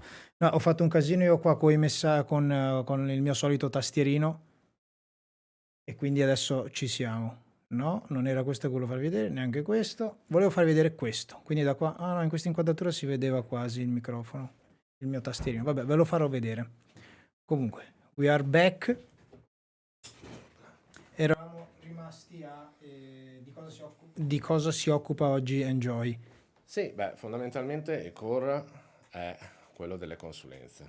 Di conseguenza noi ci occupiamo di locali che vogliono eh, andare avanti con delle ristrutturazioni piuttosto che ritargeting del pubblico di riferimento, nuove proposte, selezione di distillati o anche un rebranding generale comprensivo anche del rifacimento del locale. Oppure seguiamo i gruppi o gli imprenditori che vogliono invece lanciarsi in questo settore. Sai, ce ne sono tanti che magari arrivano, ho questo budget, voglio fare il locale fatto così. Ok, Mi viene in mente Elon Musk che dice di fare lui il suo tequila. Dice io ho questi soldi, voglio fare un tequila, però non so cosa sia. Questo lo facciamo sia per i prodotti, alcolici e non, e poi anche proprio per i bar, ristoranti o tutti gli ibridi che possono esserci in mezzo. Lo facciamo sia per imprenditori, insomma, singoli, da solo, in società, ma soprattutto anche per i grandi gruppi. E sono sempre sfide molto interessanti perché in realtà, come ti dicevo prima, mi piace essere quello che tira di più degli altri, secondo me la leadership è anche questa e di conseguenza poi che cosa succede? Succede che anche se magari non sono così presenti sui social, le realtà più importanti, o almeno secondo me più importanti, contattano me direttamente e quindi anche i ragazzi che lavorano con me magari imparano un metodo di comunicare con i clienti, quelli grossi per le consulenze, che spero possano dare loro la possibilità un giorno di essere consulenti migliori di me.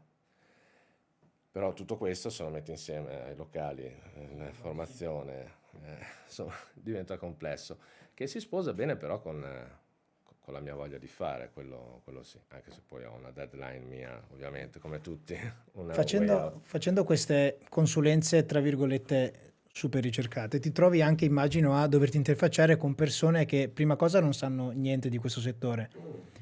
E però sicuramente un imprenditore di un certo tipo, comunque personaggi di un certo tipo sono abituati al fatto che loro mettono i soldi, loro mettono il budget, così deve essere e basta. Perciò ti dovrai trovare a gestire delle cose assurde, che magari la classica cosa per quando ti serve, per ieri. Guarda, Hai qualche aneddoto magari da raccontarmi o così? guarda, sì, sì, a me piace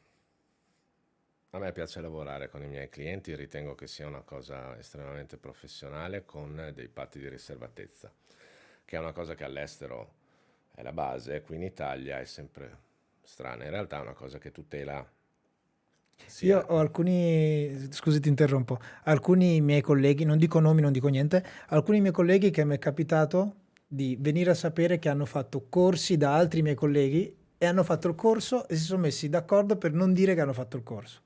Dico, cioè, tipo, per come la vedo io, per il mio ambiente, dico, cioè, ti dico, ma cosa c'è di male? Cioè, io sono il primo a dire, cioè, tipo, io lavoro dove lavoro io adesso, che è un locale qua in provincia di Bergamo, che è una discoteca, nel 99% dei casi di tutto il personale sono quello che ne sa di più. Anche magari del cameriere ne so di più perché io il cameriere l'ho fatto per tanto tempo, 10 anni fa, capito? Perciò so come si fa il tuo lavoro, so tutto di tutto. Ma se vedo un ragazzo che fa una cosa e dico come si fa? Capito? Cioè, io sono prima interessato a dirti come, capito? Come quando è venuto Filippo qua a raccontarmi, mi fa, io ero già conosciuto, lui non ha detto che era conosciuto, non mi ha detto che era importante, però comunque era già, tra virgolette, Filippo Sisti, Lui è andato a farsi un corso da Giorgio Chiarello. E Giorgio che diceva: ma no, perché sei venuto? Cosa ci fai qua? Capito? E lui fa: io voglio imparare, non sono capace, sono interessato. Ed è andato lì a farsi il corso, capito? Dipende quanto, adesso detta sempre in latino, dipende quanto c'hai le palle grosse, come diceva mio nonno, nel senso, secondo me è una cosa più che bella, è quello che c'era una volta nel settore del bar, no? Cioè io vado una volta, sai, i social non erano così forti, o comunque, o non c'erano addirittura. Tu per sapere se una persona era brava a far da bere o a farti sentire bene, dovevi andare da lui, ma non una volta e farti la stories che ci sei e fai la foto al cocktail che magari fa cagare, ma dovevi continuare ad andarci, instaurare un rapporto, quindi disturbarlo mentre lavorava. Così si creavano le vere amicizie, quelle che ancora resistono ancora oggi. Oggi invece vince, come dicevi tu prima, l'arroganza, vince anche un po' l'invidia, vince la velocità di esprimere un concetto sui social prima di averlo anche provato.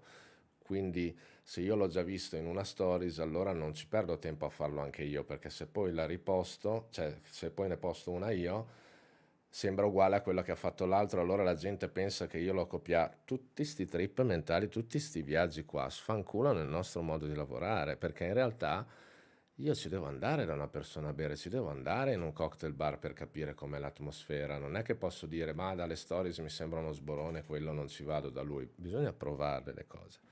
In questo senso, allora, la mia idea all'epoca, quindi oggi, cioè quest'anno facciamo il 10° anno di attività con Enjoy Artigiani del Non è Bere, male. la mia idea era Enjoy, ci divertiamo a far divertire, no? Con la formazione, con quello che facciamo, ma era solo scuola. Perché? Perché avevo i bambini piccoli, mi dovevo organizzare, eccetera. E all'inizio, questa è una cosa importante, all'inizio, siccome lo spazio è tanto grande su più piani, eh, io avevo venduto il locale giù a Bologna, però me lo pagavano a rate. Eh, vabbè, casini vari, separazione, eccetera, quindi avevo anche il problema della casa, perché mi ero separato, no? Quindi vivevo lì, siccome è molto grande, vivevo in una parte di questo stabile che avevo preso. È che ci siamo trovati in questo discorso che mi hai detto che tu dormivi Sì, come io quando vivevo ancora a Brescia ero a 40 minuti da dove lavoravo, mi capitava di fare lezione la mattina di 3 ore, magari dovevo fare un'altra lezione la sera di 3 ore e mi ero comprato la brandina dell'Ikea, esatto. stavo lì a scuola. Poi è esplosa questa cosa dei corsi, tanti hanno cominciato a fare delle consulenze, devo dire che alcuni titolari di scuola, non dico chi per non fare sfavori, e alcuni titolari di locali, idem, non dico chi, sono venuti addirittura a presentarsi, a conoscermi in maniera veramente come si faceva una volta, veramente signorile. E, e allora questa cosa mi ha dato fiducia, no? Ho detto, guarda, ok, il Veneto, sai, da buon bolognese c'è sempre questo amore e odio. In realtà io dico sempre che siamo molto simili noi bolognesi e i veneti. Noi bolognesi però non abbiamo il senso di colpa, cosa che invece alcuni veneti hanno. Ma al di là di quello c'è un legame fraterno ma sensibile. E ho detto, guarda però te invece come mi stanno accogliendo. Allora comincio a pensare, forse quello che mi serviva era trovarmi in un ambiente all'epoca a me un po' ostile, che mi mettesse di nuovo in stress, perché io ero già arrivato, cioè, insomma, a un'età giovane, ma ero già a ottimissimo livello, e che mi desse la possibilità di fare quel qualche cosa in più, cioè avvicinarmi di più a come sono io, perché comunque prima, sai, con la rinascita della miscelazione tante cose si sapevano a metà e molti facevano i fighi facendo finta di C'è saperle. stato un momento che io ho vissuto, che è venuto fuori subito poco dopo che io ho iniziato, diciamo, con il mio mestiere, che è stato perché tipo quando io ho iniziato, anche soltanto parlando di attrezzature del bar, l'attrezzatura del bar quando io ho iniziato era strainer, quello con le alette, tin, half tin, flare bottle, metal pour, bar spoon, quello classico della Martini, sai, quella era l'attrezzatura. Nell'arco di, non lo so, un anno e mezzo siamo passati da 10 oggetti a 200. Mi ricordo perché io andavo, poi gli scriverò che gli chiedo la fee perché li menziono. Io andavo da, come si chiama, quel rivenditore di Piacenza? Eh, Matteo? come si chiama? RG commerciale. Io andavo da RG. Beh, ancora, punto di riferimento. Io andavo da RG perché quando ho iniziato, tipo gli Arai, ce n'erano solo due. C'era quello da 25 euro che se lo mettevi nella lavastoviglie si rompeva e c'era quello da 55 euro che era gli Arai normale. Io compravo da Narancia invece, che Eh, il sito era in giapponese, Google Translate non lo traduceva, e quindi tipo anche soltanto dello gli Arai che adesso penso che lo trovi a 11-12 euro. Cioè, ce n'erano soltanto due e invece dopo in un attimo attrezzature di ogni genere, di ogni tipo. Sì, che anche lì è stato un gran casino, perché ad esempio io che rompo tanto le palle sul discorso dell'attrezzatura, poi dipende da che vetro, lo Yarai poi si riferisce a un disegno che viene fatto Sì, è un mixing glass. eh, ce ne sono di tanti tipi, beh, quello è un altro strippo che ci mettiamo altre 5 ore di diretta, torniamo un attimo Però il senso è che io ero arrivato lì dopo tutte le mie esperienze in una regione senza nulla togliere ad altri, perché c'erano già degli ottimi professionisti, però non era così diffusa la miscelazione di un certo A tuo tipo. avviso non c'era la No, cultura, c'era soltanto uno non con ce cui n'erano sono tanti. rimasto, secondo me, molto molto in amicizia, che faceva veramente qualcosa di figo. E quindi a un certo punto tutti questi corsisti dicono: Ma, ma perché non apri la sera sto posto strafigo che hai fatto? Questo è la scuola, no? Su più piani. E dico: perché insomma sono i bambini, devo andare. No, ma dovresti aprirlo, dovresti aprirlo, dovresti aprirlo. E allora succede questo. Un giovedì, grazie a una persona che lavorava con me all'epoca, che ha dato tanto una mano al Al posto, progetto. al progetto, che era una persona che lavorava lì e che era di lì. Quindi lì mi conoscevano come professionista, ma io non conoscevo nessuno in Veneto. E allora dico, vabbè, avevo conosciuto un po' di gente, corsisti, persone, un po' così, quindi mando 7 sms, 7, a 7 persone diverse, dicendo stasera apro, suonate, perché è all'interno di una corte, suonate il campanello e dovete dire questa parola d'ordine, ma non riferendomi ai secret bar del proibizionismo, eh, così come Così, quella gag. sera ti è venuta in mente così. Sì, è una gag, tipo volevo fare dei drink a base gin e gli dissi, non mi ricordo neanche quale fu la prima parola d'ordine. Comunque, dite questa parola. Cito Aldo Giovanni e Giacomo, fulmicotone. Esatto. E arrivarono queste 7 persone, serata stupenda. Faccio da bere, beviamo fino a mattina. Stupendo, parliamo di un sacco di altre cose, troviamo delle amicizie in comune, eccetera. Giovedì sera. Venerdì dico, cazzo che figata ieri sera, bello, sai che cosa? Questa sera io rimando 7 messaggi alle stesse persone, no? E il venerdì sera mi entrano 54 persone, cioè quelle 7 avevano girato il messaggio con la nuova parola d'ordine ad altre persone che suonando sono Che entrate. figata però, raccontare certe cose è già una figata raccontarla. Aspetta, 54 persone. E terza sera, e comunque già cioè, finiamo a mattina, lascio un po' le cose in merda, perché non ero predisposto per fare bar, servizio, eccetera, no? Vabbè. Quindi venerdì, sabato sera, non voglio aprire, arrivo lì tardi, tipo nel pomeriggio, 6 e mezza, 7, per pulire la merda del giorno Che hai prima. lasciato prima, sì. Sì. E comincio a sentire che suona il campanello, no? Allora vado ad aprire, vabbè, siamo in 5, dai, sai, ieri sono venuto, sì, sì, vabbè, sali. Poi mentre sono loro entrano altri 7, insomma, sabato sera entrano 276 persone. Sì, vabbè, aspetta un attimo. Però, ok, va bene. Cioè, io so quante sono 200 persone, però tu eri lì da solo. No, dopo ho cominciato a chiamare corsisti, colleghi, sacchi di ghiaccio perché non avevo. Era una scuola, immagino, perciò sì, Sì, è quello. sì, ma non avevo neanche tipo, io avevo già un'ottima bottigliera, ma comunque avevo una bottiglia perché per gli assaggi, eccetera. Non è che avevo cartoni di un prodotto, non so, tipo, non è che avevo 6 cartoni di rum bianco, per esempio, no? Perché Quella bottigliera altissima che mi hai mandato delle sì, foto, sì, ok. sì. E quindi cosa succede? Che questa poi è la chiosa stupenda che racconto anche ai nuovi soci del circolo, insomma del membership club. Succede che la domenica mattina, quindi facciamo mattina, tu immaginati il casino che c'era nel locale, gente sulle scale, fuori, casino, vabbè. E insomma il giorno dopo sono a pranzo con la mia compagna Valentina in questo posto famoso in centro a Vicenza, no?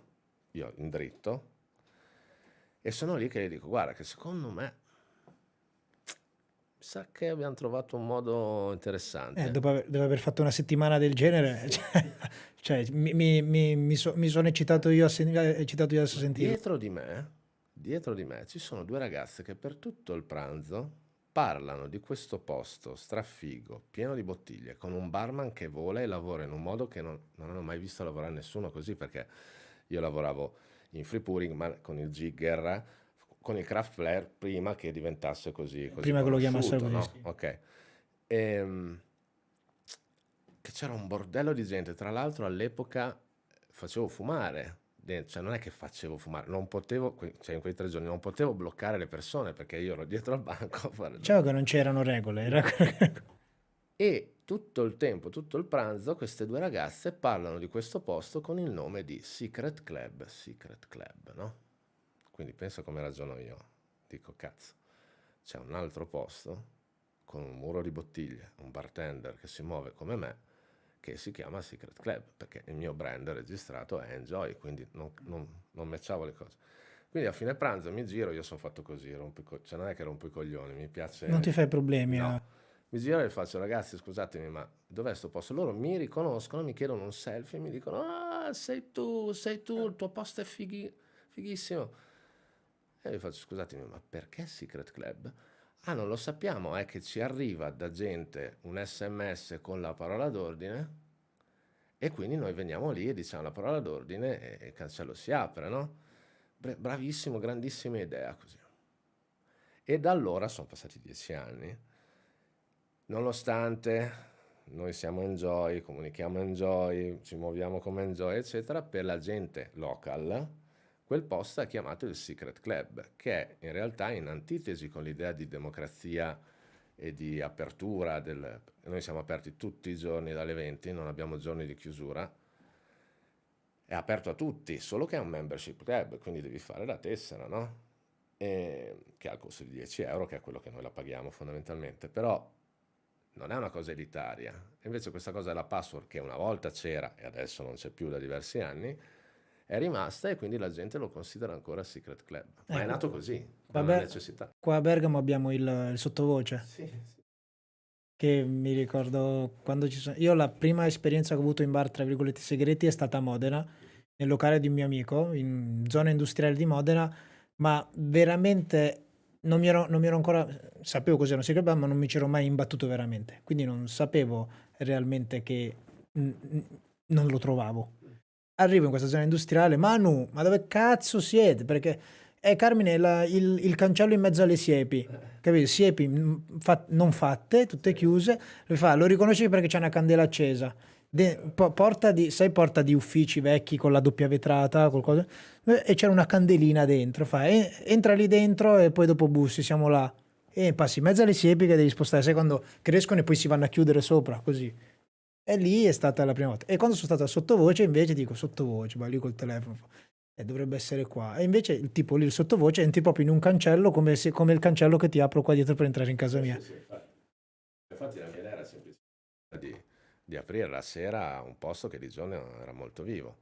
E ancora oggi viviamo questa duplice faccia, cioè nel senso i nostri corsisti o quelli che fanno la consulenza sanno che la sera siamo aperti, ma molti clienti vengono a scoprire che facciamo i corsi attraverso il fatto che vengono da noi la sera e così creiamo network, anche perché il mio interesse non è fare soldi la sera, il mio interesse è riportare il network di persone che conosco al core business, cioè i corsi amatoriali, i corsi professionalizzanti, le consulenze e poi distribuire insomma diciamo i miei sforzi anche su business altri, diversi dall'hospitality.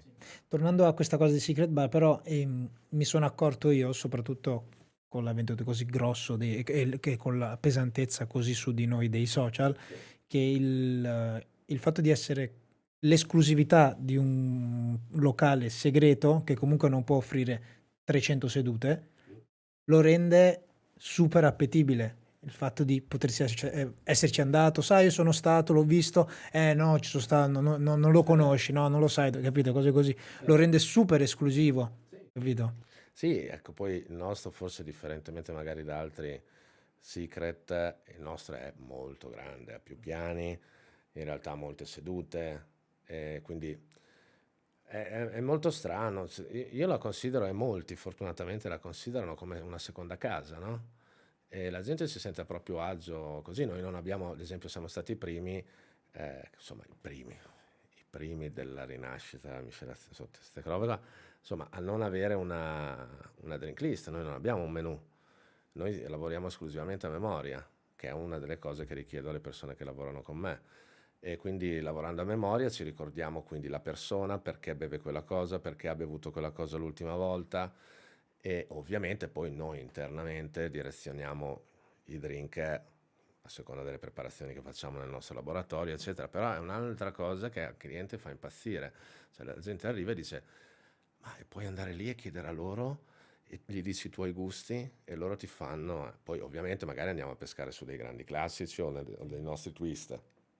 Son cose, queste però, mi viene da dire, queste però son cose nostre, loro non c'è bisogno che lo No, no, sanno. infatti, esatto, esatto, però dico adesso magari ho visto anche su Instagram alcuni altri locali che lo fanno, magari più forti sui social, perché noi tutto questo, noi tutte migliaia di soci del membership club, li abbiamo fatti tutti senza social. Noi abbiamo i social da pochissimo tempo.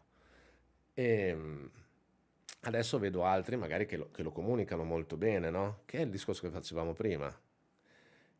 Ecco, noi lo facevamo prima e abbiamo questo contatto diretto con le persone, che è la cosa che a me personalmente interessa.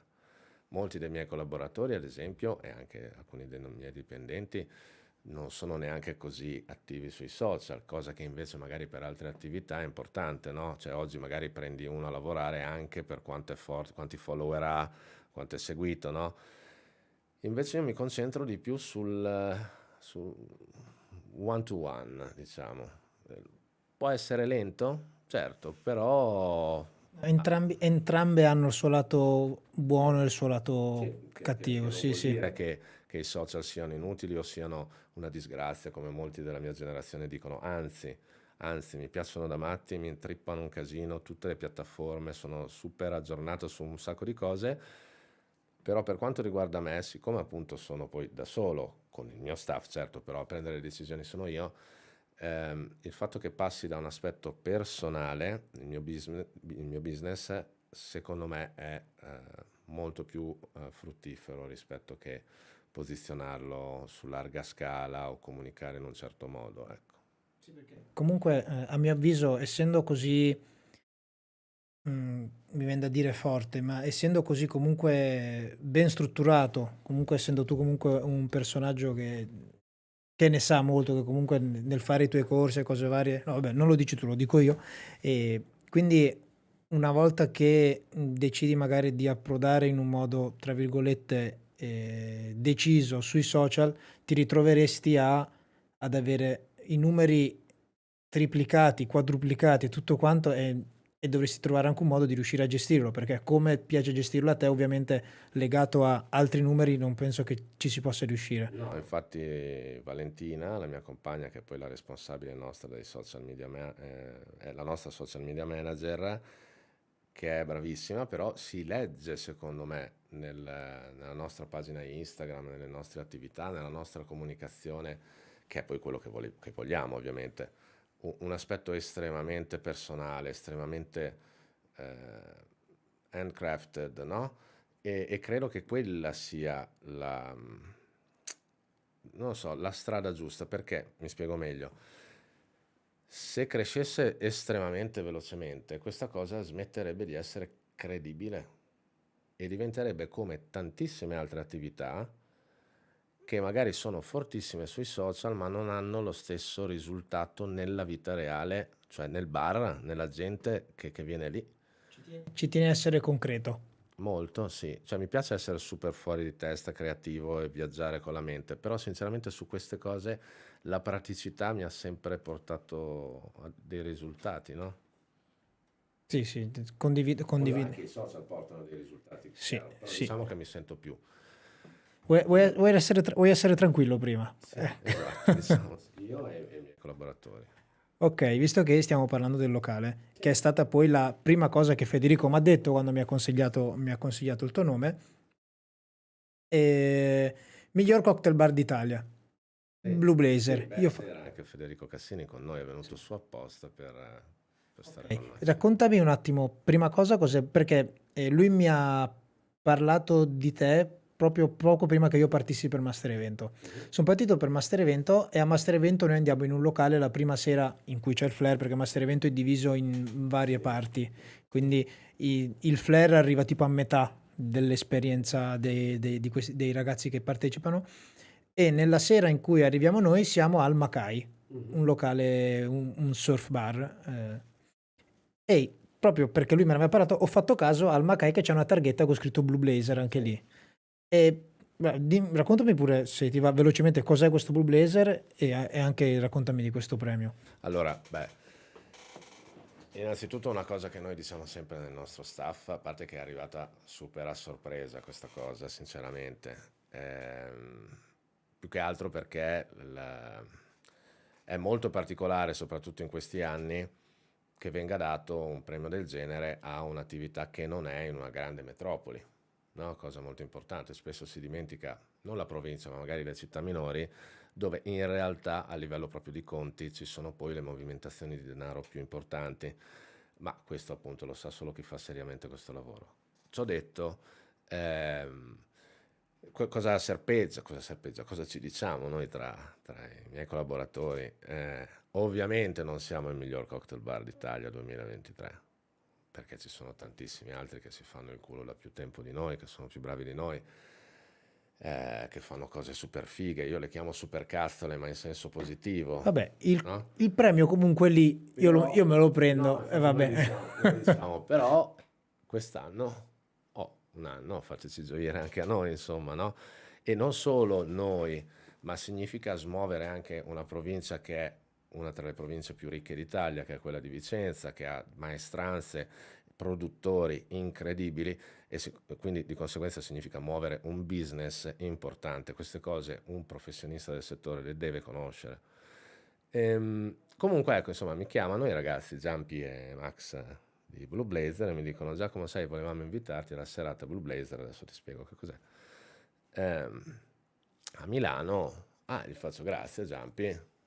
Non so se riuscirò ad esserci, però insomma faccio il possibile, cerco di essere sempre presente ai loro eventi perché fanno delle robe fighe, secondo me. Fa, no, ma no, quest'anno ci devi essere. Gli faccio perché? No, perché sai che facciamo il premio. Gli faccio sì. No, quest'anno tu sei il miglior cocktail bar d'Italia. E io rimango tipo zitto, no? E gli dico, in che senso?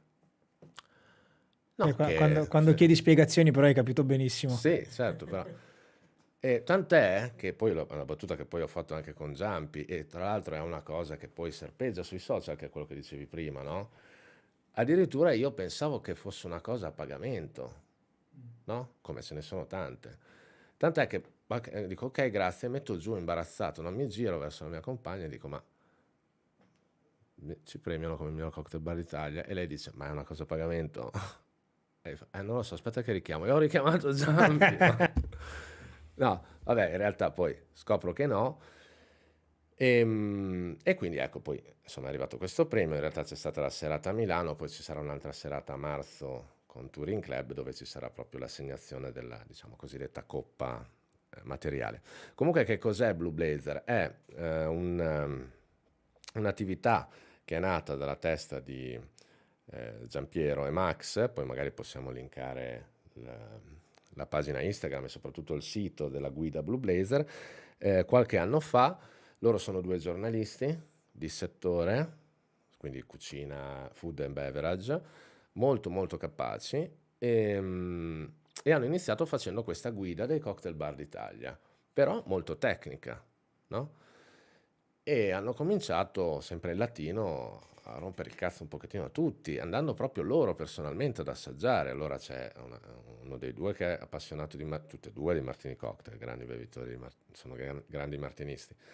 E poi hanno istituito la migliore experience per l'old fashion, la miglior martini experience, e hanno creato dei piccoli premi. Poi, ingrandendosi, hanno cominciato a creare degli eventi annuali e hanno cominciato a collaborare con tanti blogger, con tanti locali, movimentando la scena del bar italiana, con, devo dire, molto stile, secondo me.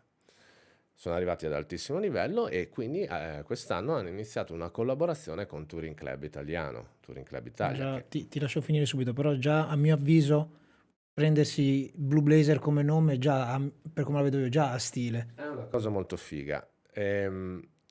Ovviamente poi c'è chi magari dirà di no, c'è chi dirà di sì. Comunque, vabbè, tant'è che secondo me stanno facendo un gran lavoro che fanno in pochissimi altri. Certo, ci sono grandissime realtà come Bar Giornale, anche Bar Tales, ovviamente. Eh, hanno storie differenti, però Blue Blazer nasce in un modo differente, hanno un approccio diverso. A me piacciono, insomma. E quindi iniziano questa collaborazione con Touring Club Italiano, che è una guida estremamente importante in Italia e all'estero, no? Soprattutto appunto per i turisti. E quindi istituiscono questo premio che è appunto il miglior cocktail bar d'Italia, così come il miglior barman d'Italia, che quest'anno è Federico Diddi, un carissimo amico del Salotto Bar Agricolo, un posto incredibile, ci devi andare. Di dov'è? È in Toscana, è un posto strepitoso, vicino a Grosseto, da panico, panico. Relea ai Santi. All'interno c'è il Sale, che è il ristorante, e il Salotto Bar Agricolo. Posto da panico. E, comunque, e quindi andiamo a questa premiazione e appunto vinciamo questo premio. La cosa più bella di tutto questo è che ce l'hanno detto chiaramente un pochettino prima per poter organizzare la comunicazione social, no? Però giustamente ci dicono, non lo dite perché ci deve essere poi la premiazione. Però ovviamente siamo in tanti, quindi ci è scappato con i frequentatori più assidui, no? E si erano tutti organizzati per venire su con noi per la premiazione, i clienti. No? Questa è stata la parte più figa del premio in realtà. Non facendone parte, però si sentono parte di qualcosa. Sì, esatto, perché ci hanno creduto magari all'inizio, perché non lo so il perché, comunque quella è stata la spinta che ci ha dato ancora a fare meglio, infatti adesso stiamo ancora potenziando le nostre forze all'interno di questo specifico bar, che è già una bomba atomica, cioè non so più che cazzo inventarmi dentro, sinceramente, però stiamo pensando a cose nuove per il futuro e così. Ecco, c'è da dire un'altra cosa sull'aspetto delle classifiche. Ci sono sempre state le premiazioni da quando insomma esiste il mondo del bar, i riconoscimenti, le medaglie, tutte queste cose qua. Oggi si fa molta attenzione a queste cazzo di classifiche. Sì, ne parlavo con Mauro e Ludovico nella scorsa puntata, sì. Io ritengo che siano molto importanti se prese per quello che sono un posizionamento. Ovvio che poi nascano le polemiche, come oggi peraltro ho visto su alcuni profili non riguardanti me, ma in generale, che nascano polemiche. Eh, però le polemiche nel nostro settore ci sono sempre state, perché finché appunto esiste l'arroganza ed esiste l'invidia e non esiste la voglia di collaborare insieme per migliorare le cose, continueranno ad esserci. E questo la dico pur sembrando un prete francescano che rompe le balle, però è la verità. Io posso avere una faccia di merda e parlare in maniera strana ed essere il pazzo anarchico che fa le cose strane, però almeno io le cose le dico e mi prendo la responsabilità.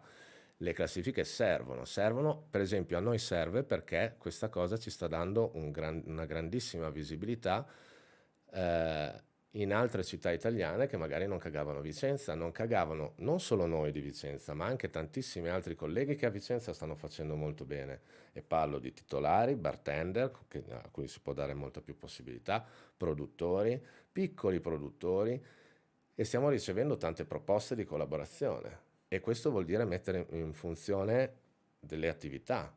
Quindi alla fine secondo me gli brucia solo il culo perché non ci sono dentro queste classifiche. Mi fa venire in mente, facendo questo discorso, mi fa venire in mente proprio quello che è successo nel Flare con Bruno, Sì. che Bruno adesso perché è affermato, certo, Bruno in questo momento è affermato, è lì dov'è e quindi adesso è facile, diciamo, tra virgolette, sostenerlo o dire che è il numero uno.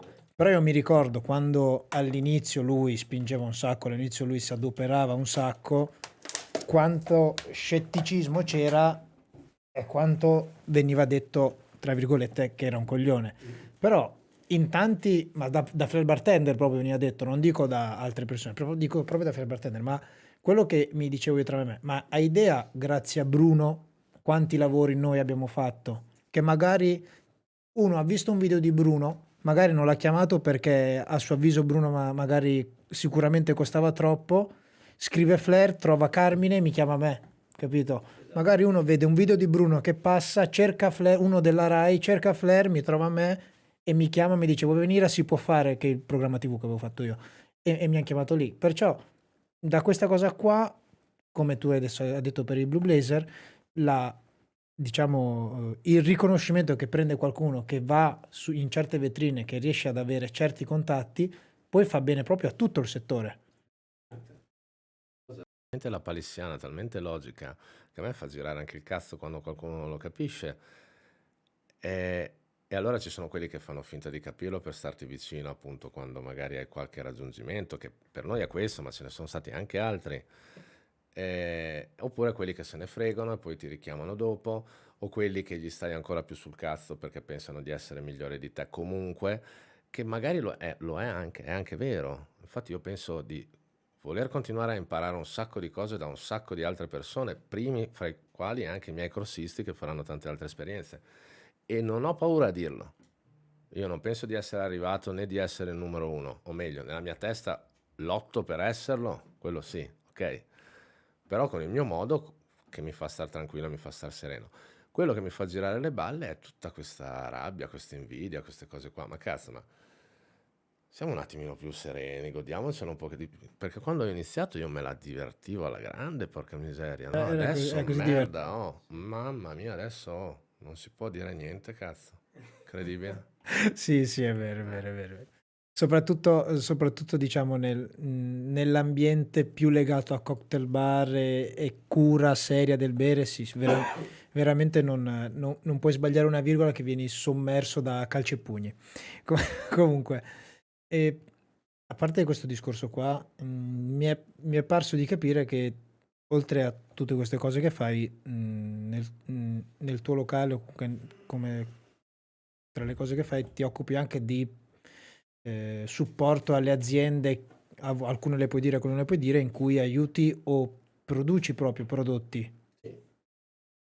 Questa è la cosa che a me piace di più. Non mi curo prettamente del posizionamento commerciale poi sul mercato del prodotto perché mi rendo conto non essere il mio. Ok? A me piace stare al di fuori del commercio, mi piace costruire delle macchine che creano business, ma poi metto qualcuno capace di gestire queste cose. A me piace leggere il pubblico, leggere le necessità e trovare magari in anticipo di qualche onda le cose che funzioneranno. E per culo vuoi, per opportunità, per capacità, per un mix di tutte queste cose, sono riuscito a collaborare con delle realtà che anni fa pensavo impossibile per creare dei prodotti che attualmente stanno andando molto bene e ho tantissimi progetti in piedi in questo senso. Alcuni sono stati un po' dei buchi nell'acqua, pochi fortunatamente, molti Che sono andati molto bene. forse servono di più quelli che quelli che vanno bene. Guarda, come dice anche poi il titolo della puntata, in realtà, che è poi il main, il claim, scusami, dei master che vado a fare in giro per l'Italia, per me successo è semplicemente il participio passato del verbo succedere. Quindi qualsiasi cosa succede nella tua vita, qualsiasi cosa succede nella vita di chiunque, fa parte del tuo successo, appunto. Ed è semplicemente quello. Avere successo vuol dire avere qualche cosa che ti è accaduto. siano cose positive, cose negative, non importa, è un successo, è un accaduto. E in questo senso quindi ho potuto imparare, e questo anche perché non è che me lo dico da solo, ma lo dicono i risultati e lo dicono anche le persone con cui lo produco, probabilmente sono non malaccio in fare questa cosa. A me piace di brutto, però, cioè, tipo, se ne faccio 10, in realtà ne ho pensate e provate 1500, però diciamo che quelle che poi escono fuori sono cose belle, spesso sono cose un po' di rottura, nel senso che non vengono capite subito, spesso vengono fatte in anticipo, come è stato ad esempio il locale di Milano, però nel termine dei prodotti diciamo che si avvicina molto al mio stile di proposta, cioè dei gusti estremamente elementari, profondi, collegati alla memoria personale, al momento in cui eravamo sicuramente più innocenti e felici, cioè l'infanzia, quei gusti lì che ognuno di noi ha nella nostra memoria, ma che dovremmo, secondo me, riabituarci ad andare a ripescare. Ecco. Ti voglio chiedere, sentendo di fare questi discorsi, ti voglio chiedere due cose. Allora, la prima è quando fai un lavoro, quando crei un prodotto, crei un locale o qualcosa, una volta finito il tuo lavoro, sei soddisfatto del tuo lavoro? Mm, No. sì, Perché io, qualsiasi cosa faccio, una volta fatta, cioè, me ne rendo conto che io poi sono contento se vedo che sta andando, che piace. Però io, se tu prendi un mio lavoro e non avessi feedback da nessuno, a mio avviso, ma da sempre, sono sempre stato così io, secondo me, anche se mi sono impegnato, non mi piace tanto. Non sono molto felice di quello che che ho fatto, che ho cercato di creare, a me capito? piace il farlo. Anche a me. Lì vado fuori di testa, proprio dedico tutto a me stesso, posso non dormire per giorni. E quando è finito, per me c'è un momento in cui a posto non devo più fare altre cose, quindi diciamo apro, non so, il locale per esempio, oppure faccio la presentazione di un prodotto.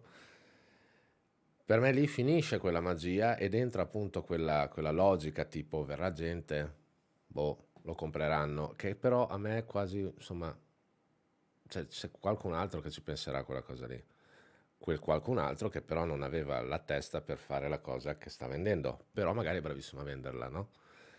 E allora mi prendo quel momento e mi ricordo, tipo, l'ultima volta è stato con il locale di Milano, che non dormivo da 3-4 giorni e sono andato nell'appartamento a farmi la doccia, ma intanto gli ospiti erano entrati dell'inaugurazione, no?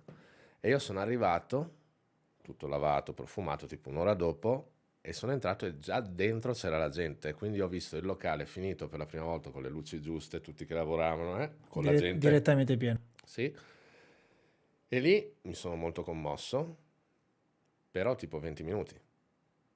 Poi, ok, quindi adesso lavoriamo. Finito, non è che c'è stato il giorno dopo che ho detto, cazzo che bello, oppure che cosa potremmo fare. No, basta, cioè, l'ho già goduto mentre lo facevo, io ce l'avevo già nella testa, ragiono così, poi capisco che possa sembrare strano, però No, sì, no, non è che mi cioè, interessava finisce capire. quando è finito, è finito e poi avrà la sua vita, ecco. E altra cosa che ti volevo chiedere, visto che cerchi anche di anticipare quello che pensi che verrà fuori, secondo te, cioè io un'idea mia ce l'ho, però secondo te dopo questa super moda del gin cosa arriverà? Ma O allora, cosa è già arrivato? allora, secondo me, la moda del gin è finita già da tanti anni, oggi si sta raschiando il fondo del barile. Ancora può generare dei buoni business, il gin prodotto in Italia può creare dei buoni profitti venduti all'estero, eccetera.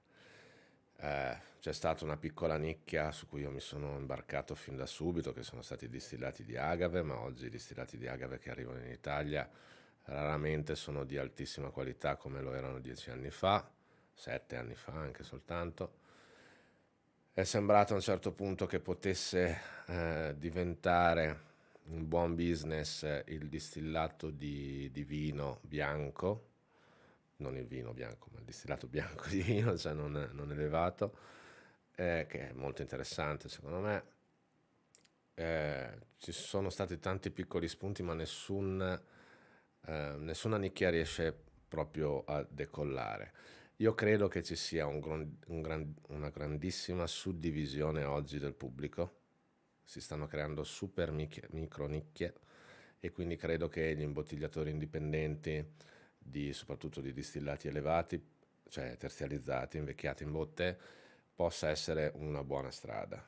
C'è un ottimo ritorno allo Scotch, anche se purtroppo il disciplinare sta portando un po' distante da quello che era lo Scotch che ho conosciuto io, questo prodotto. Ritengo però che la prossima strada, per quanto in Italia sarà difficile che attecchisca, saranno comunque i prodotti a una gradazione alcolica abbastanza bassa, se non addirittura analcolici. Ma comunque, questo lo dico anche perché nei miei locali io faccio in media il 40-45% di drink analcolici. I ragazzi di oggi sono molto più attenti alla presenza di alcol, alla presenza di zucchero, alle patenti e hanno un concetto notevolmente diverso da quello che avevamo noi, anche te semplicemente Ma, quando ti ma sei ti avvicinato. dico, mi è successo l'altro ieri a me. Barretta di cioccolato? Cioè tu, sinceramente, tu a 20 anni ti do una barretta di cioccolato, ti metti a leggere cosa c'è scritto dietro, di cosa c'è dentro. Adesso c'è l'app che guardi. Gli do la barretta di cioccolato. No, no, non mi ricordo cosa mi ha detto fa. No, no, c'è troppo. Ma che cazzo vuol dire? Esatto. E quindi credo che in Italia sarà comunque difficile che ad esempio i distillati zero grado possano effettivamente diventare un mercato importante di riferimento. Però se noi spostiamo le lancette del tempo più avanti, tra 3, 5, 7, 10 anni, saranno magari quei ragazzi che adesso hanno 18 che bevono analcolico diventeranno barman, per esempio, no? E quindi comunicheranno con più attenzione anche questi prodotti e quindi potrebbe essere una strada vincente. In Asia lo è già, insomma, da tanti anni, ecco. Pensavo mi dicessi tequila. Ah, Perché? tequila, distillati di agave, ma lo sono già stato, non è... Ho tanti distillati di agave, tanti, Perché? tanti, sono proprio Perché? fissato, ma non credo che... Boh.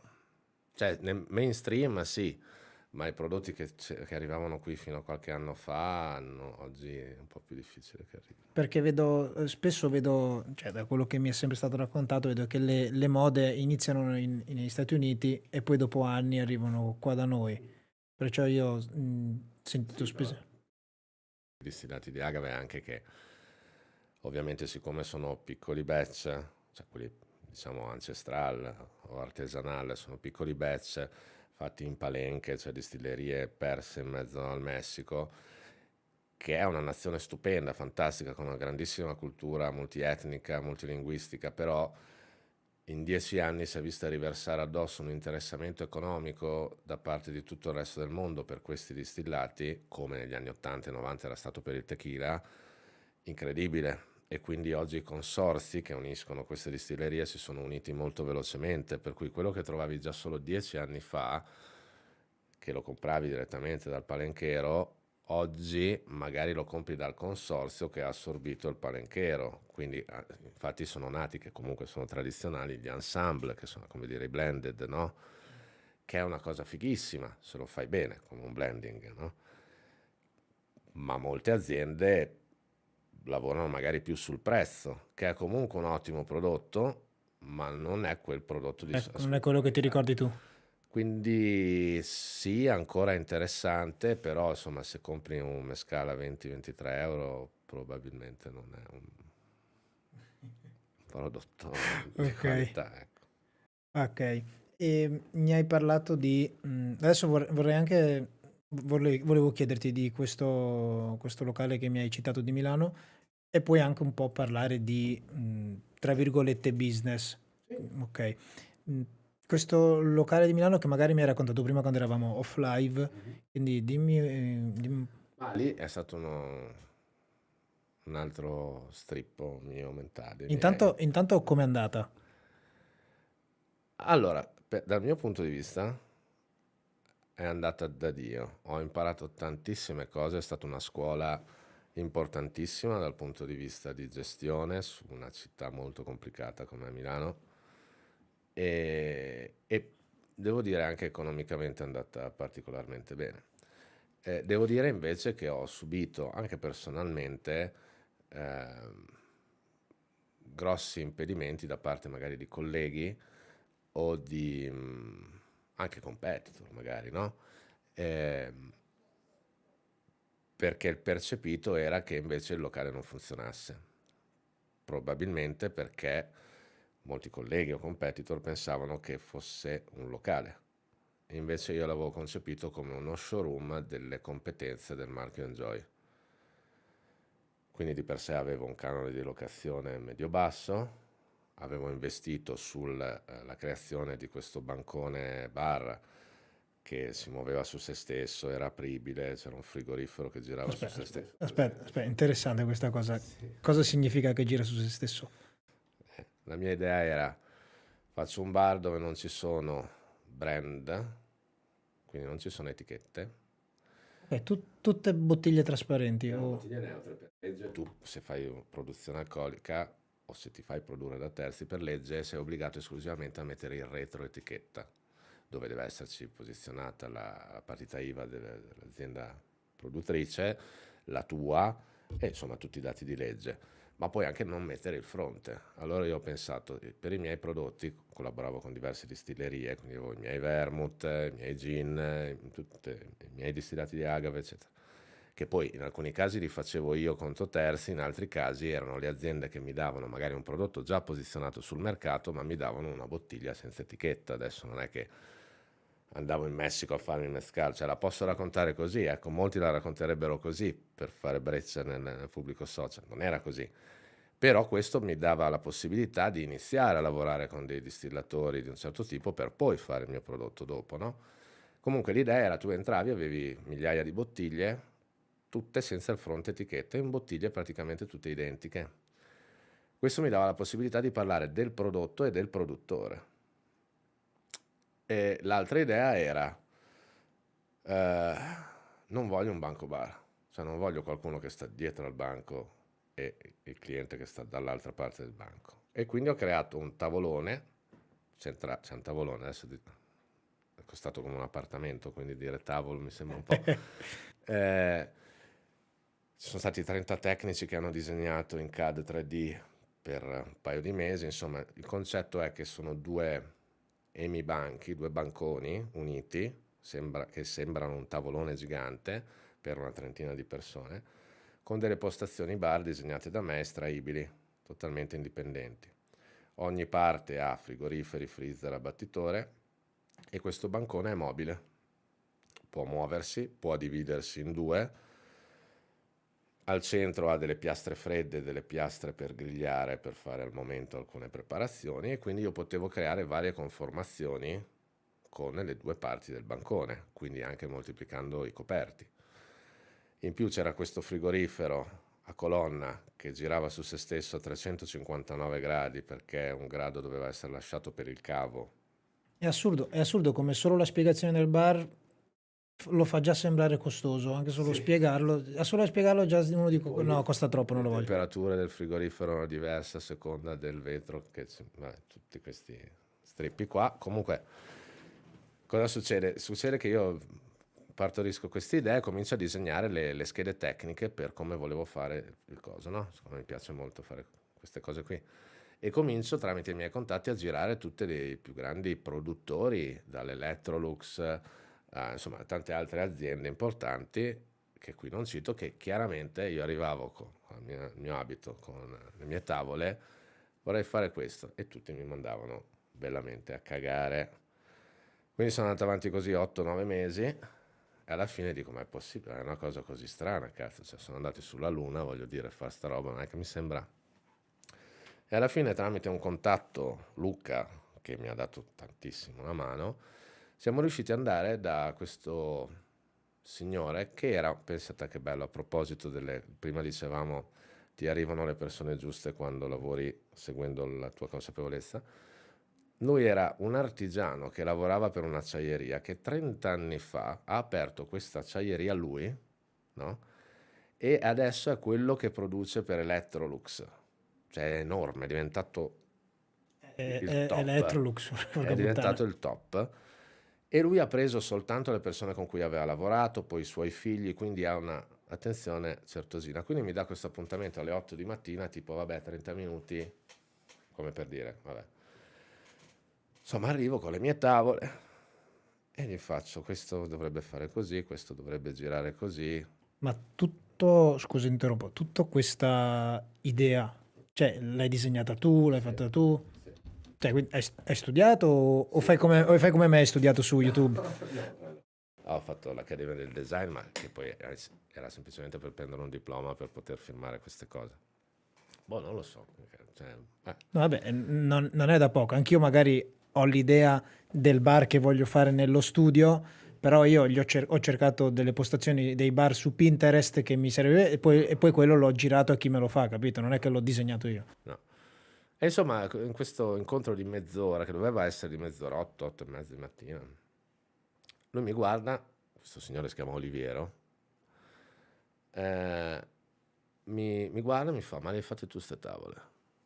Ho detto sì, della serie, vabbè, mi hai beccato, le ho fatte io, sì, fanno cagare, vabbè. Ok, in realtà erano belle, ma ovviamente un tecnico così. E allora lui prende la penna e comincia, no, vedi qui, no, qui dobbiamo fare così. E cominciamo, insomma, sono uscito alle 9 di sera. Alla faccia della mezz'ora. 9 di sera e avevamo ripreso in mano tutte le tavole così e lui ha detto va bene te lo faccio. Mi fa il preventivo, chiaramente super sforato, proprio sono indebitato come... Senza neanche bisogno di dirlo. Sono indebitato che non ne hai neanche un'idea. Però alla fine lo facciamo. Poi tra l'altro era tutto ricoperto in legno perché lo volevo fare 60s come idea. Quindi montato, vista la funzionalità, rismontato, mandato in falegnameria, montate le parti di legno, ok, smontate le parti di legno, riverniciate, rimontate, funzionalità, ok, rismontato, inviato a Milano, portato al secondo piano, rimontato in loco sopra un pavimento di un vecchio monastero di Vicenza. Ciao. Cioè, titoli. Quindi insomma era una bomba e tra l'altro molto frequentato da colleghi e titolari di locali di Milano. Anche molto apprezzato, però chiaramente. La zona era Era Porta frequentata, Romana, Porta Romana. Beh, era una zona molto milanese, dove c'erano molti cioè nel senso, milanesi. quello che mi interessa sapere è un posto dove la gente si può trovare o un posto dove la gente deve venire? Beh, c'erano tanti ristoranti in zona, pochi cocktail bar, aveva appena aperto il Dole, lì vicino. Sì, poi mentre ero lì, ad esempio, di fronte mi ha aperto Temachigno, per dire, voglio dire. Quindi era un bel quartiere, che adesso sta diventando molto in voga. E quindi fondamentalmente la gente entrava lì e non vedeva il banco. Il bartender, in realtà, siccome non c'era una pedana, a me fanno cagare le pedane nei banchi, perché ti dà l'idea come se il bartender sia uno scalino in più del cameriere piuttosto che del cliente. Pensa, dove ho lavorato io 2008-2018, il bartender era sotto, Bello. perché è stato ideato in un modo in cui era una discoteca sì, però aveva lo spettacolo, nel senso che c'era sempre un palco con qualcuno che faceva qualcosa su questo palco e praticamente era organizzato in modo, il bancone era a ferro di cavallo, molto molto grande, e Non praticamente... avevi le bottiglie così? No, no, no, Non no. avevi le No, bottiglie? no, era organizzata in un modo comodo, ma non nello stile, tra virgolette, nostro. Ti ci dovevi abituare, però era comunque comodo. E il concept era che il cliente il bancone era molto lungo, diciamo profondo, scusa. Il cliente si prendeva il suo drink e poi rimaneva al banco bar perché i suoi occhi, Sì. la sua linea visiva andava esattamente sopra le nostre teste, perché il palco era dietro di noi, capito? Però noi non eravamo in Ok, mezzo. ho capito. Quindi, Figo. tipo, sai, di solito tu lavori a questa altezza, Sì, scusa, a sì. questa altezza qua, lì tipo lavoravi qua, leggermente più Mhm. alto, però c'era questa cosa che noi eravamo, le nostre teste erano sotto i tuoi occhi da cliente. Figo. Quindi A io, Sketch a Londra c'è un bar così, fighissimo. E quindi la gente cominciò a detto che impazzire tu per non hai questa cosa. fatto le pedane, No, esatto, la gente cominciò a impazzire per questa cosa perché praticamente spostando le due parti del bancone, le due postazioni bar che comunque c'erano, le potevi configurare come volevi, quindi potevi avere la configurazione dove avevi i barman che lavoravano uno di fronte all'altro, oppure uno di fianco all'altro, oppure uno di taglio all'altro, e avevi comunque i clienti a destra, a sinistra e davanti. Quindi tu lavoravi con la gente che stava dietro di te, di fianco a te, i clienti normali. E allora c'erano le volte che gli davo il jigger, non so, i miei ragazzi davano il jigger alla persona, la bottiglia, intanto fai tu, prenditi il bicchiere, gli lanciavi il frigo, e il tipo girava il frigo, prendeva fuori il bicchiere, no, era un darsi una mano con il cliente, no? Ovviamente uno spazio che si prestava molto agli eventi privati. E infatti te lo stavo per chiedere, per poter fare queste cose non poteva esserci dentro tantissima gente. Io avevo capienza 80 persone. E comunque, insomma, con i drink che partivano dai 10 euro era più che buono. Poi avevo due soppalchi dove avevo fatto una zona fumatori, per me è sempre molto importante. Però già dicendo queste cose che mi hai detto del frigo, del giga, cose varie, già sicuramente si creava un bellissimo rapporto con l'ospite. Sì, tutto passa attraverso quello che ti dicevo, no? Se tu dai, se tu pensi al non oggetto di design, quello che rimane è quello che dà la gente. Per far sì che la gente dia qualcosa deve trovare un ambiente a loro favorevole e per loro confortevole. Io facendo questo ragionamento creavo queste situazioni, infatti tutti anche lì si sentivano a casa. Ma per dirti, il primo bar che avevo fatto, il bar appunto B.A.R, faceva talmente cagare, era fatto tutto con la roba dell'Ikea bianca, con le librerie, quelle con i cubi, no? Eh, Questo mobile che ho nello era studio. tutto bianco e azzurro, era terrificante. E non era a me, non mi rappresentava, non mi sentivo a mio agio, e infatti non si sentivano a mio agio, a proprio agio le persone che ci lavoravano, così come i clienti. Ed è tutto questo lavoro fatto negli anni, anche i posti in cui sono andato a lavorare, le consulenze che ho seguito, vedere lavorare anche tanti designer molto più bravi di me, architetti, eccetera, maestri d'arte, vedere i falegnami, conoscere i falegnami, avendolo fatto anche come lavoro, i posatori, eccetera. Ho cominciato a unire i puntini da 1 a 2.700.000 e quindi capire che fondamentalmente la maggior parte delle persone vuole alcune cose all'interno di uno spazio e se tu gliele dai basta che decidi il taglio del lusso che vuoi dare ehm, e più o meno ci arrivi vicino. Poi devi mettere il tuo zing, no? La tua firma particolare. Io lo faccio creando delle situazioni particolari. Il mio percorso mentale è quello e infatti non è detto che vada bene per tutti, ma se io attiro quel target di persone, so che da quel target di persone ho un feedback 99% positivo per quello che mi serve, cioè creare altro business. Ok.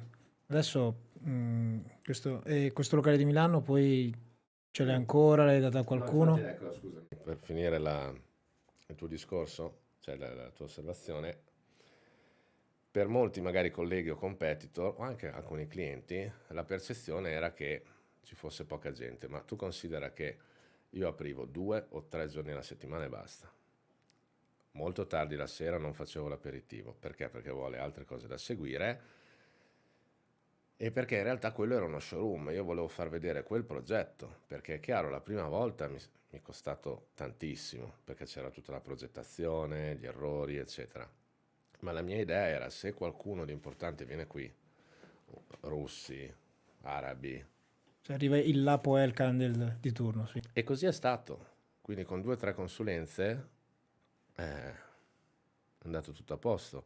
A me poco importa, mi bastano 5 clienti, 10, se quei 5 e 10 sono quelli giusti, io ho già fatto. È il discorso che faccio io per i follower di Instagram. Perché adesso, da quando sono diventati, da quando sono iniziati ad andare a essere in voga questi reels ti mettono, se vanno bene, ti mettono in un punto in cui sali in modo esponenziale di follower, ma tantissimo. Io tipo, mi è capitato, io ho Però un, non sono... sì, adesso infatti ci arrivavo a dirtelo. Io, a me tipo è capitato di un reel che ha fatto 40 milioni di visualizzazioni e sono passato da 19.000 follower a 86.000, ma tipo in una settimana, capito? E chi tipo mi inizia a seguire o vede il mio profilo dice cavolo 86.000 follower e io dico io avrei preferito che da 19.000 passassi a 21.000, capito? Perché tipo i numeri del mio profilo sono cambiati ovviamente da 19.000 a 85.000, però non nello stesso modo, non proporzionali, capito? Nel senso, sì, adesso è 85.000 perché quel video è andato forte, perché comunque tipo facevo flare, quindi facendo, tu vedi una roba di flare, chiunque tu sia, lo vedo, mi piace, lo seguo perché mi intrattiene. Però poi di quegli 85.000 non ce ne sono neanche 30.000 che sono interessati al mondo del bar, capito? Chiaro, chiaro. Per quello, infatti, quel discorso che fai tu che ti bastano quelle 5 persone, quello che preferisco io, come ne parlavamo prima, quando parlavamo dei risultati che si iniziano a vedere, che inizio a vedere per questo podcast, dico, io comunque sto proponendo un prodotto completamente diverso da quello che ho sempre proposto, perché ho sempre proposto anche in modi diversi, però io ho sempre fatto flare. Questo è quello che sono, questo è da dove vengo e quello che ho sempre fatto. E vedendo che ho questi risultati nel podcast, che è una cosa completamente diversa, dico, i numeri sono molto buoni, perché vuol dire che c'è gente che mi segue proprio per quello, perché il podcast in sé, tipo, c'è un reel che ho caricato una settimana fa di Filippo, io e Filippo che parliamo, dove lui fa quel discorso che dice, invece che tipo il margarita Sì, affumicato, sì, sì, certo. perché mettete il mezcal Sì, o del è proprio whisky? lui. Io ti affumi col lime, capito?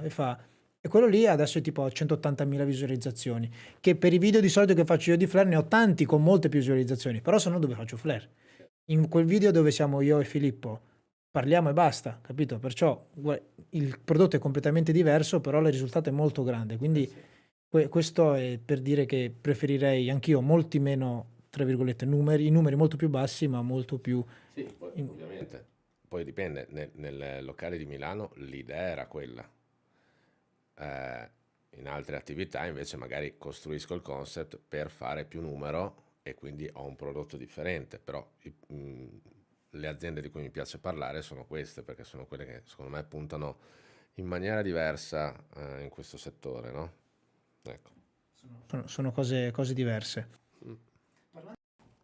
Parlando sono cose diverse, ho detto, perché ho fatto... Dai, siamo arrivati a 2 ore e 11, ragazzi, e a 2 ore e 11 ho sbagliato per la prima volta col microfono. Di solito sbaglio molto prima. Comunque, detto questo, parliamo giusto un pelo di business, poi ti lascio, ti faccio la mia domanda finale, poi ti Vai. lascio libero. A livello di business, Sì. tipo, io ho una cosa che mi ha sempre inseguito, che è quella del perché non ti apri tu un locale? E io non l'ho mai voluto. La mia risposta è sempre detto perché io tasse non ne pago, cioè, che poi le ho sempre pagate perché, come dico ogni volta, mio padre lavora nella Guardia di Finanza, perciò io ancora prima, una volta ero molto, spesso caricavo nelle mie storie di Instagram le conversazioni WhatsApp tra me e mio padre, Sì. perché erano bellissime perché tipo lui vedeva una mia storia di Instagram o una locandina che io preparavo e dalla locandina mi diceva quanto ti fai dare qua? Non lo so, vedo così mi fa, tieni. E mi mandava lui la fattura già fatta. E fa no, qua dobbiamo fare così, mi raccomando. Oppure fa, tu con i soldi, fa no, no, questo devi fare così e mi faceva già lui le cose. E giocavo sempre sul fatto che non voglio pagare le tasse, non voglio pagare le tasse.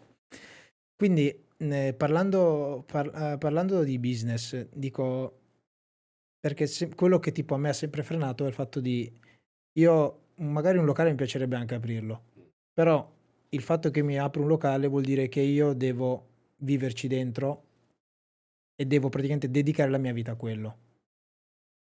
Tu come, come invece nel mondo di oggi si può fare business nel nostro mestiere? Perché parlavamo anche prima del fatto di, come ne parlavo nella scorsa puntata, di un locale che può essere bello, può funzionare, però se ha tipo 30 posti a sedere, 20 posti a sedere, non, non può essere, cioè, non può essere, tra virgolette, un'attività che ti può permettere di fare veramente business, capito? Allora, guarda, in questa, perché sennò poi dopo sembra anche troppo serio. Grazie per questa domanda. Comunque, secondo me, una grande prima risposta potrebbe essere che la maggior parte delle volte è anche culo, ok? Perché sennò dopo sembrano tutti già arrivati e tutti dei geni e tutti dei fenomeni. In realtà le componenti per il successo di un locale, se un locale vuoi aprire, è innanzitutto prima lo apri meglio è. Perché se hai culo il primo locale ti va di lusso e ti va bene, e dopo allora da lì prendi fiducia e magari sbagli meno dopo, ma può essere, a me è successo così, che il primo locale ti vada in merda. E quindi devi essere o scemo o veramente intelligente e geniale per aprire il secondo dopo che il primo ti è andato di merda. perché magari nel primo ci metti anche tutto te stesso perché pensi che è l'occasione della tua vita e tutto. Esatto.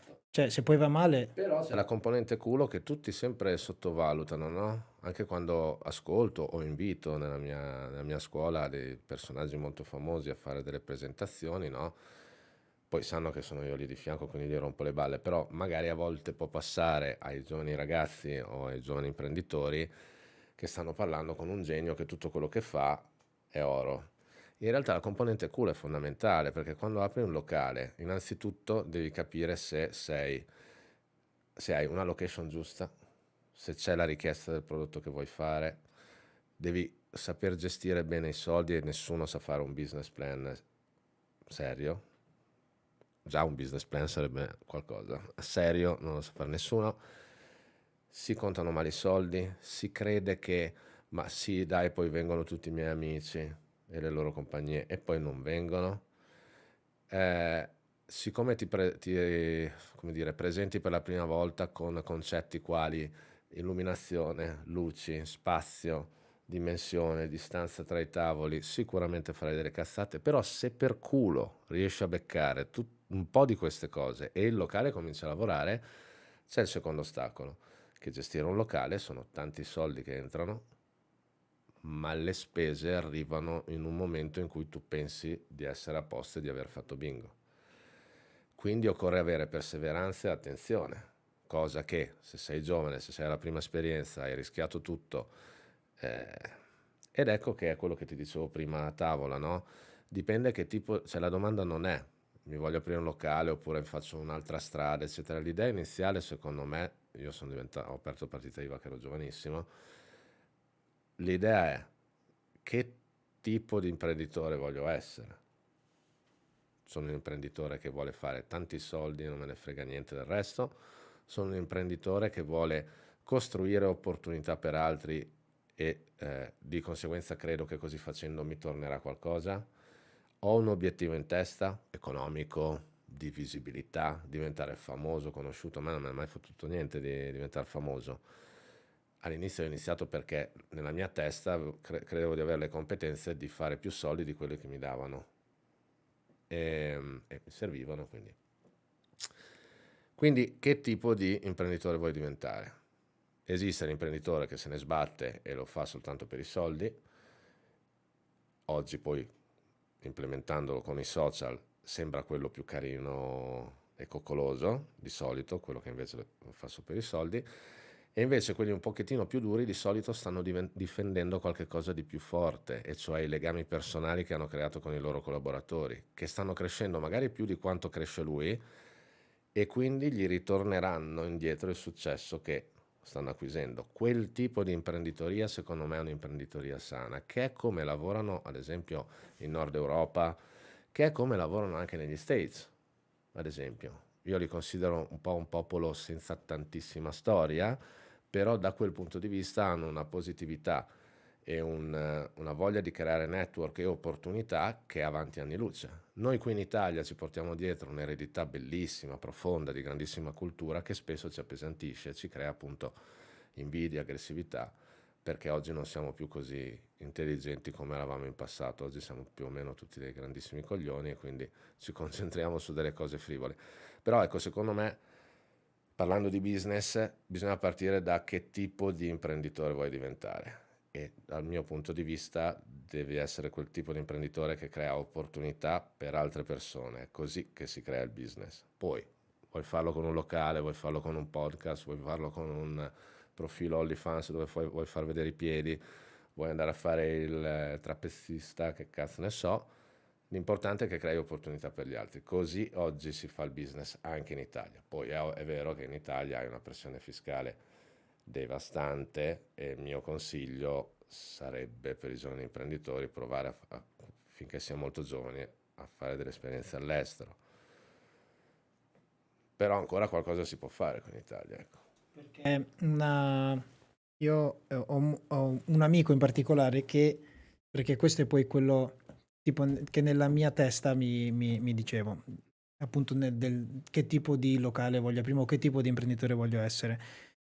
Questo mio amico di famiglia ha una pizzeria e di fianco alla pizzeria ha un locale, cocktail bar o quello che è sempre stato dato in gestione. Quando lui ha fatto 20-21 anni, che aveva la mia stessa età, ha deciso di prenderlo in mano lui, ok? E lui 2 anni fa, quando è arrivato sulla trentina, dopo una decina d'anni, 12-13 anni che aveva questo locale, poi si è stancato, perché lui ha improntato il locale unicamente su di lui, nel senso che proprio l'insegna del locale era la sua faccia fatta a cartone animato, capito? E a 20 anni bellissimo. Ci sta, sei il numero uno, ci sei tu e tutto quanto. Però io vedendolo non ho avuto mai niente di mio, io ho sempre supportato, ho sempre fatto il freelance. Dico, però ci sta, è bello, però se tu stai male, se tu non ci puoi andare, se tu decidi di crescere, quell'attività lì muore per forza. Tipo in 10 anni che tu sei stato lì, non ti sei mai messo a formare qualcuno che prendesse il tuo posto. Tipo, se tipo avessi avuto il coraggio, il tempo di farlo io penso che tipo nell'arco di 10 anni, non so se li avrei tenuti, però tipo in 10 anni io avrei puntato di più a magari sì aprire un locale, però il prima possibile cercare di metterci dentro persone che potessero portarlo loro avanti e io poi spostarmi su un altro locale e trovarmi dopo tanti anni ad averne di farne parte di più, però che non fossero legati a me. Secondo me anche deciderlo prima, appunto, nel tuo business plan, e lì sta la differenza se vuoi aprire il tuo locale come fanno tanti, oppure se vuoi creare un business scalabile, ad esempio, no? E quindi magari riproducibile, oppure semplicemente renderlo un po' meno personale. Dipende anche lì la sensibilità che hai con il luogo, la città, il paese dove lo stai aprendo, i contatti che hai. Sono tante svisature, sono tante, ma è come nel flare, quando ti alleni, no? Quando capisci che un grab fatto in un modo è diverso da farlo in un altro, sono svisature che poi diventano tue, e la stessa cosa è come conosci le persone, il luogo, come ti senti, perché se te lo scrivessi, non fossi io a dirtelo, che aprivo un locale di 500 metri quadrati su 3 piani in centro a Vicenza 10 anni fa e diventava questa roba qua. Sì, io l'avevo fatto il business plan, ma mica pensavo che venisse fuori tutta sta roba qui. Quindi è per quello che dico, ok, perseveranza, costanza, lavorare più degli altri, più dei tuoi collaboratori o dei tuoi dipendenti, rispetto, ancora lavoro, lavoro, lavoro, però c'è anche il culo che conta. E il culo, secondo me, non è una cosa che ti arriva a caso, è una cosa che ti arriva quando sei in perfetta consapevolezza di te, sai chi sei, che cosa puoi ottenere, che cosa no, sai dove sei un coglione, dove sei veramente in gamba. Quindi è per questo che è difficile che tu riesca bene a 20 anni appena apri il primo bar, perché a meno che tu non sia Buddha, è difficile che a 20 anni tu sia già a un livello di consapevolezza importante. Ecco. Quindi ci vuole culo. No, Anche. ci vuole culo. E detto questo, vabbè, ti avevo detto che ti lasciavo libero, però non ne abbiamo parlato o non ne abbiamo parlato proprio specifico, momento pubblicità. E dimmi un po' che tipi di corsi fai, quando si fanno, e non dico di dirmi che cosa insegni, però comunque i punti cardine, giusto perché abbiamo parlato di Enjoy, abbiamo parlato del locale, abbiamo parlato di Vicenza, abbiamo parlato di tutto, precisamente che se magari uno sentendo la puntata o comunque decide di contattarti cose varie, che interessa anche a me capire bene. Allora, Enjoy Artigiani del Bere in realtà è una scuola leggermente anticonvenzionale e credo che può essere uno spunto alternativo a quelle che sono magari le versioni più convenzionali delle scuole del settore bar. Perché io provengo da quelle, no?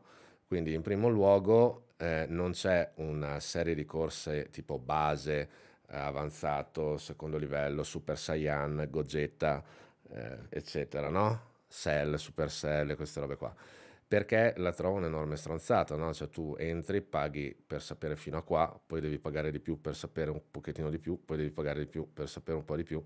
Quindi noi facciamo un po' come Windows ed Apple, no? Il discorso del software è notevolmente diverso, noi facciamo un discorso più alla Apple, cioè più alveolare. C'è un corso centrale molto molto grosso, pesante, lungo, che costa dove analizziamo il percorso storico dei distillati, dei liquori, dei prodotti a base vino, dei prodotti analcolici, il percorso sociale, lo sviluppo storico, produttivo, tecnico, bla bla bla. Mi Degustiamo. fai vedere anche il metodo di lavoro lì? Sì, sì, aspetta. E la seconda parte è dedicata alle piccole attrezzature del bar, versaggi, dosaggi, jiggering, free pouring, versaggio a mano libera, quelli che servono in varie circostanze di lavoro, speed working, eccetera, come gestire una postazione, come prendersi cura delle medie e grandi attrezzature del banco bar, quindi come gestire una macchina del ghiaccio, come pulirla, come pulire una lavastoviglie, no? Queste cose. Pulire la macchina del ghiaccio, io l'ho imparato dopo tanti anni che lo facevo, però è la prima volta che sento in un corso che si spiega come pulire la macchina del ghiaccio. E come si puliscono, si lavano e si asciugano gli acciai, queste cose qui. E poi c'è la terza parte che è invece la parte dedicata alla preparazione dei drink, dove il docente, la maggior parte delle volte mi piace essere presente, spiega la storia, dove è nato, perché, come si fa, dopodiché ogni corsista lo ripete e ogni corsista, compreso il docente, assaggia il drink di tutti. Perché? Perché il nostro obiettivo in quel corso è creare quello che si chiama gusto critico. Cioè non mi piace, non mi piace, una volta ne ho bevuti troppo, adesso se sento l'odore mi viene da sboccare, queste cose che senti dire spesso, ma è il drink è preparato a regola d'arte, ha la temperatura giusta, ha un servizio perfetto, oggettivamente è qualcosa che posso servire.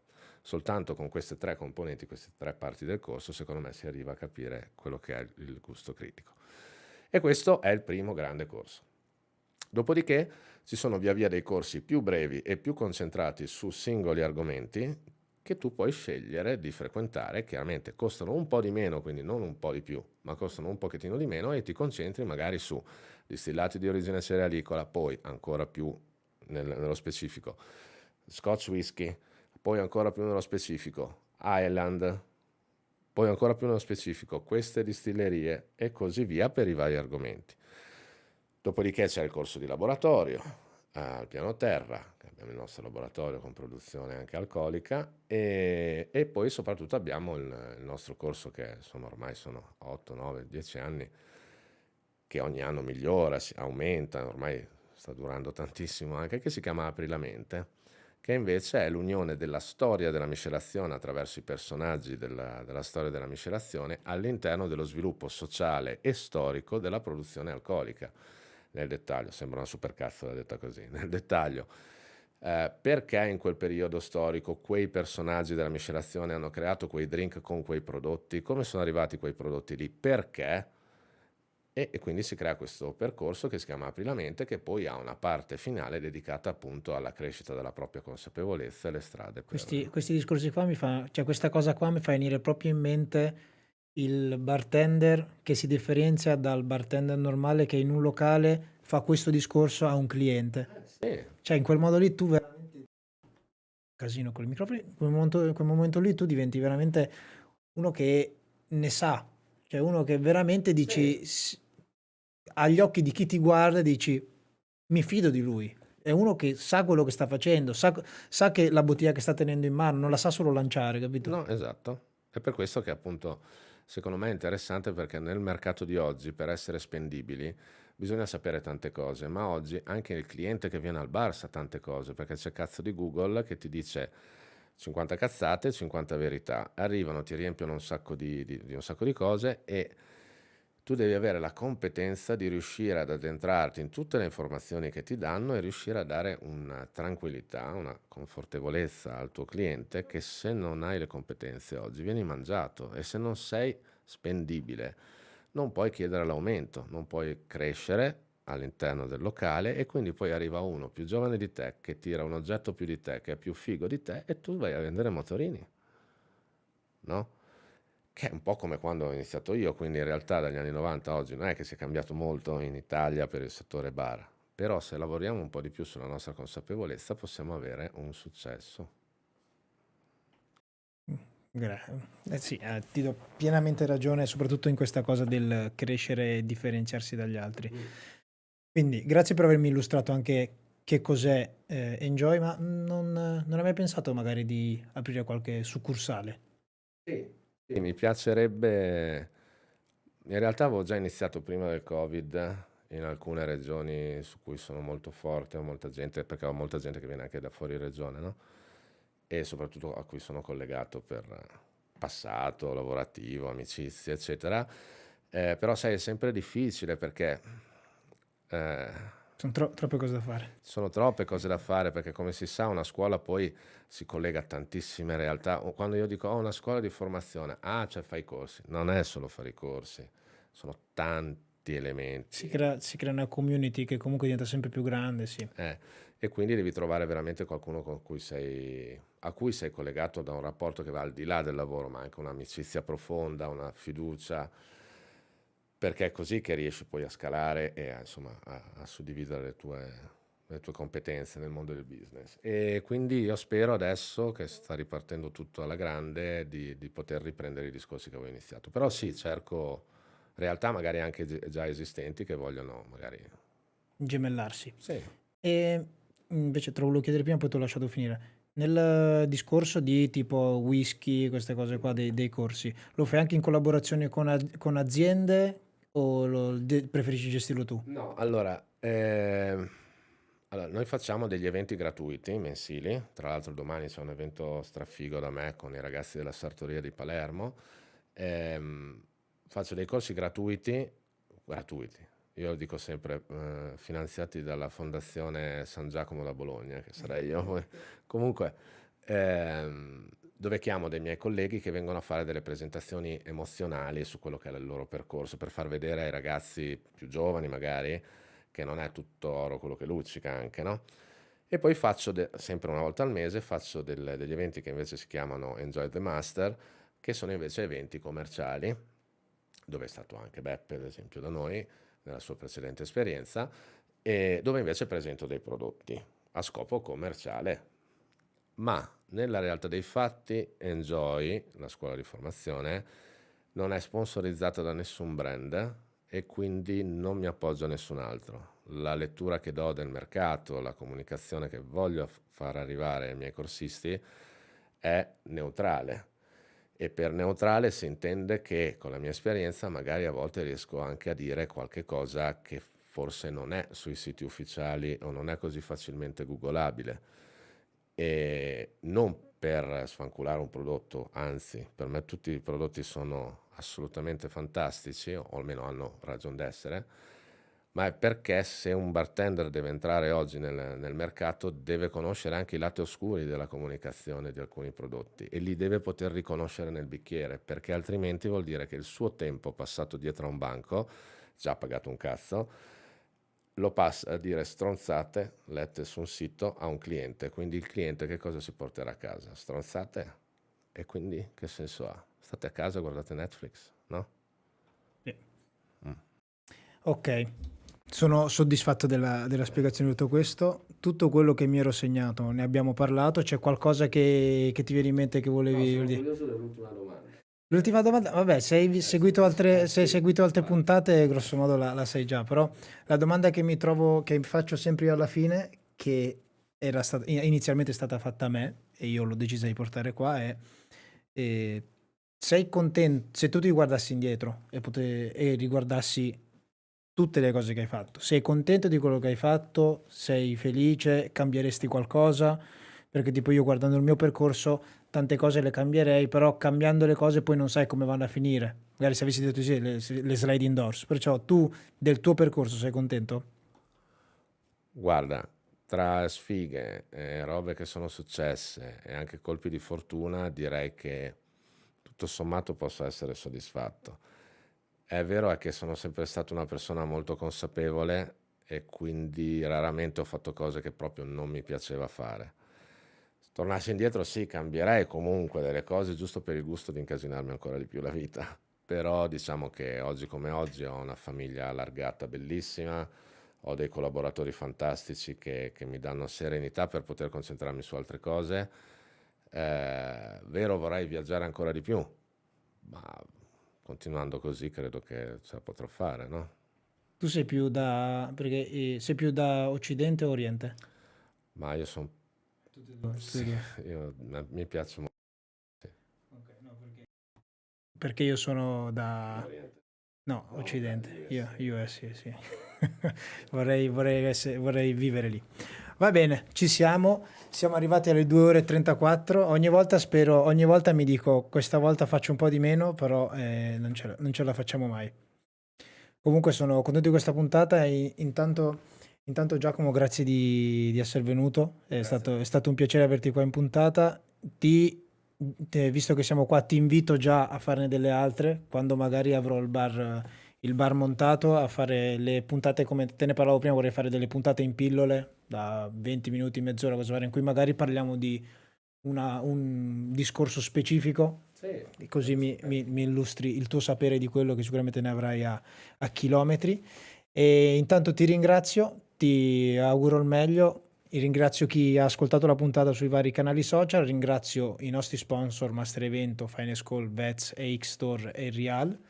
Grazie a loro e buonanotte ragazzi, buongiorno, dipende da che ora ci visualizzate. La puntata finisce qua, ci vediamo nella prossima puntata. Aspetta che ho qua l'agenda che non mi ricordo con chi è. La prossima puntata è con... prossima puntata ho Marco Russo, lo conosci? certo.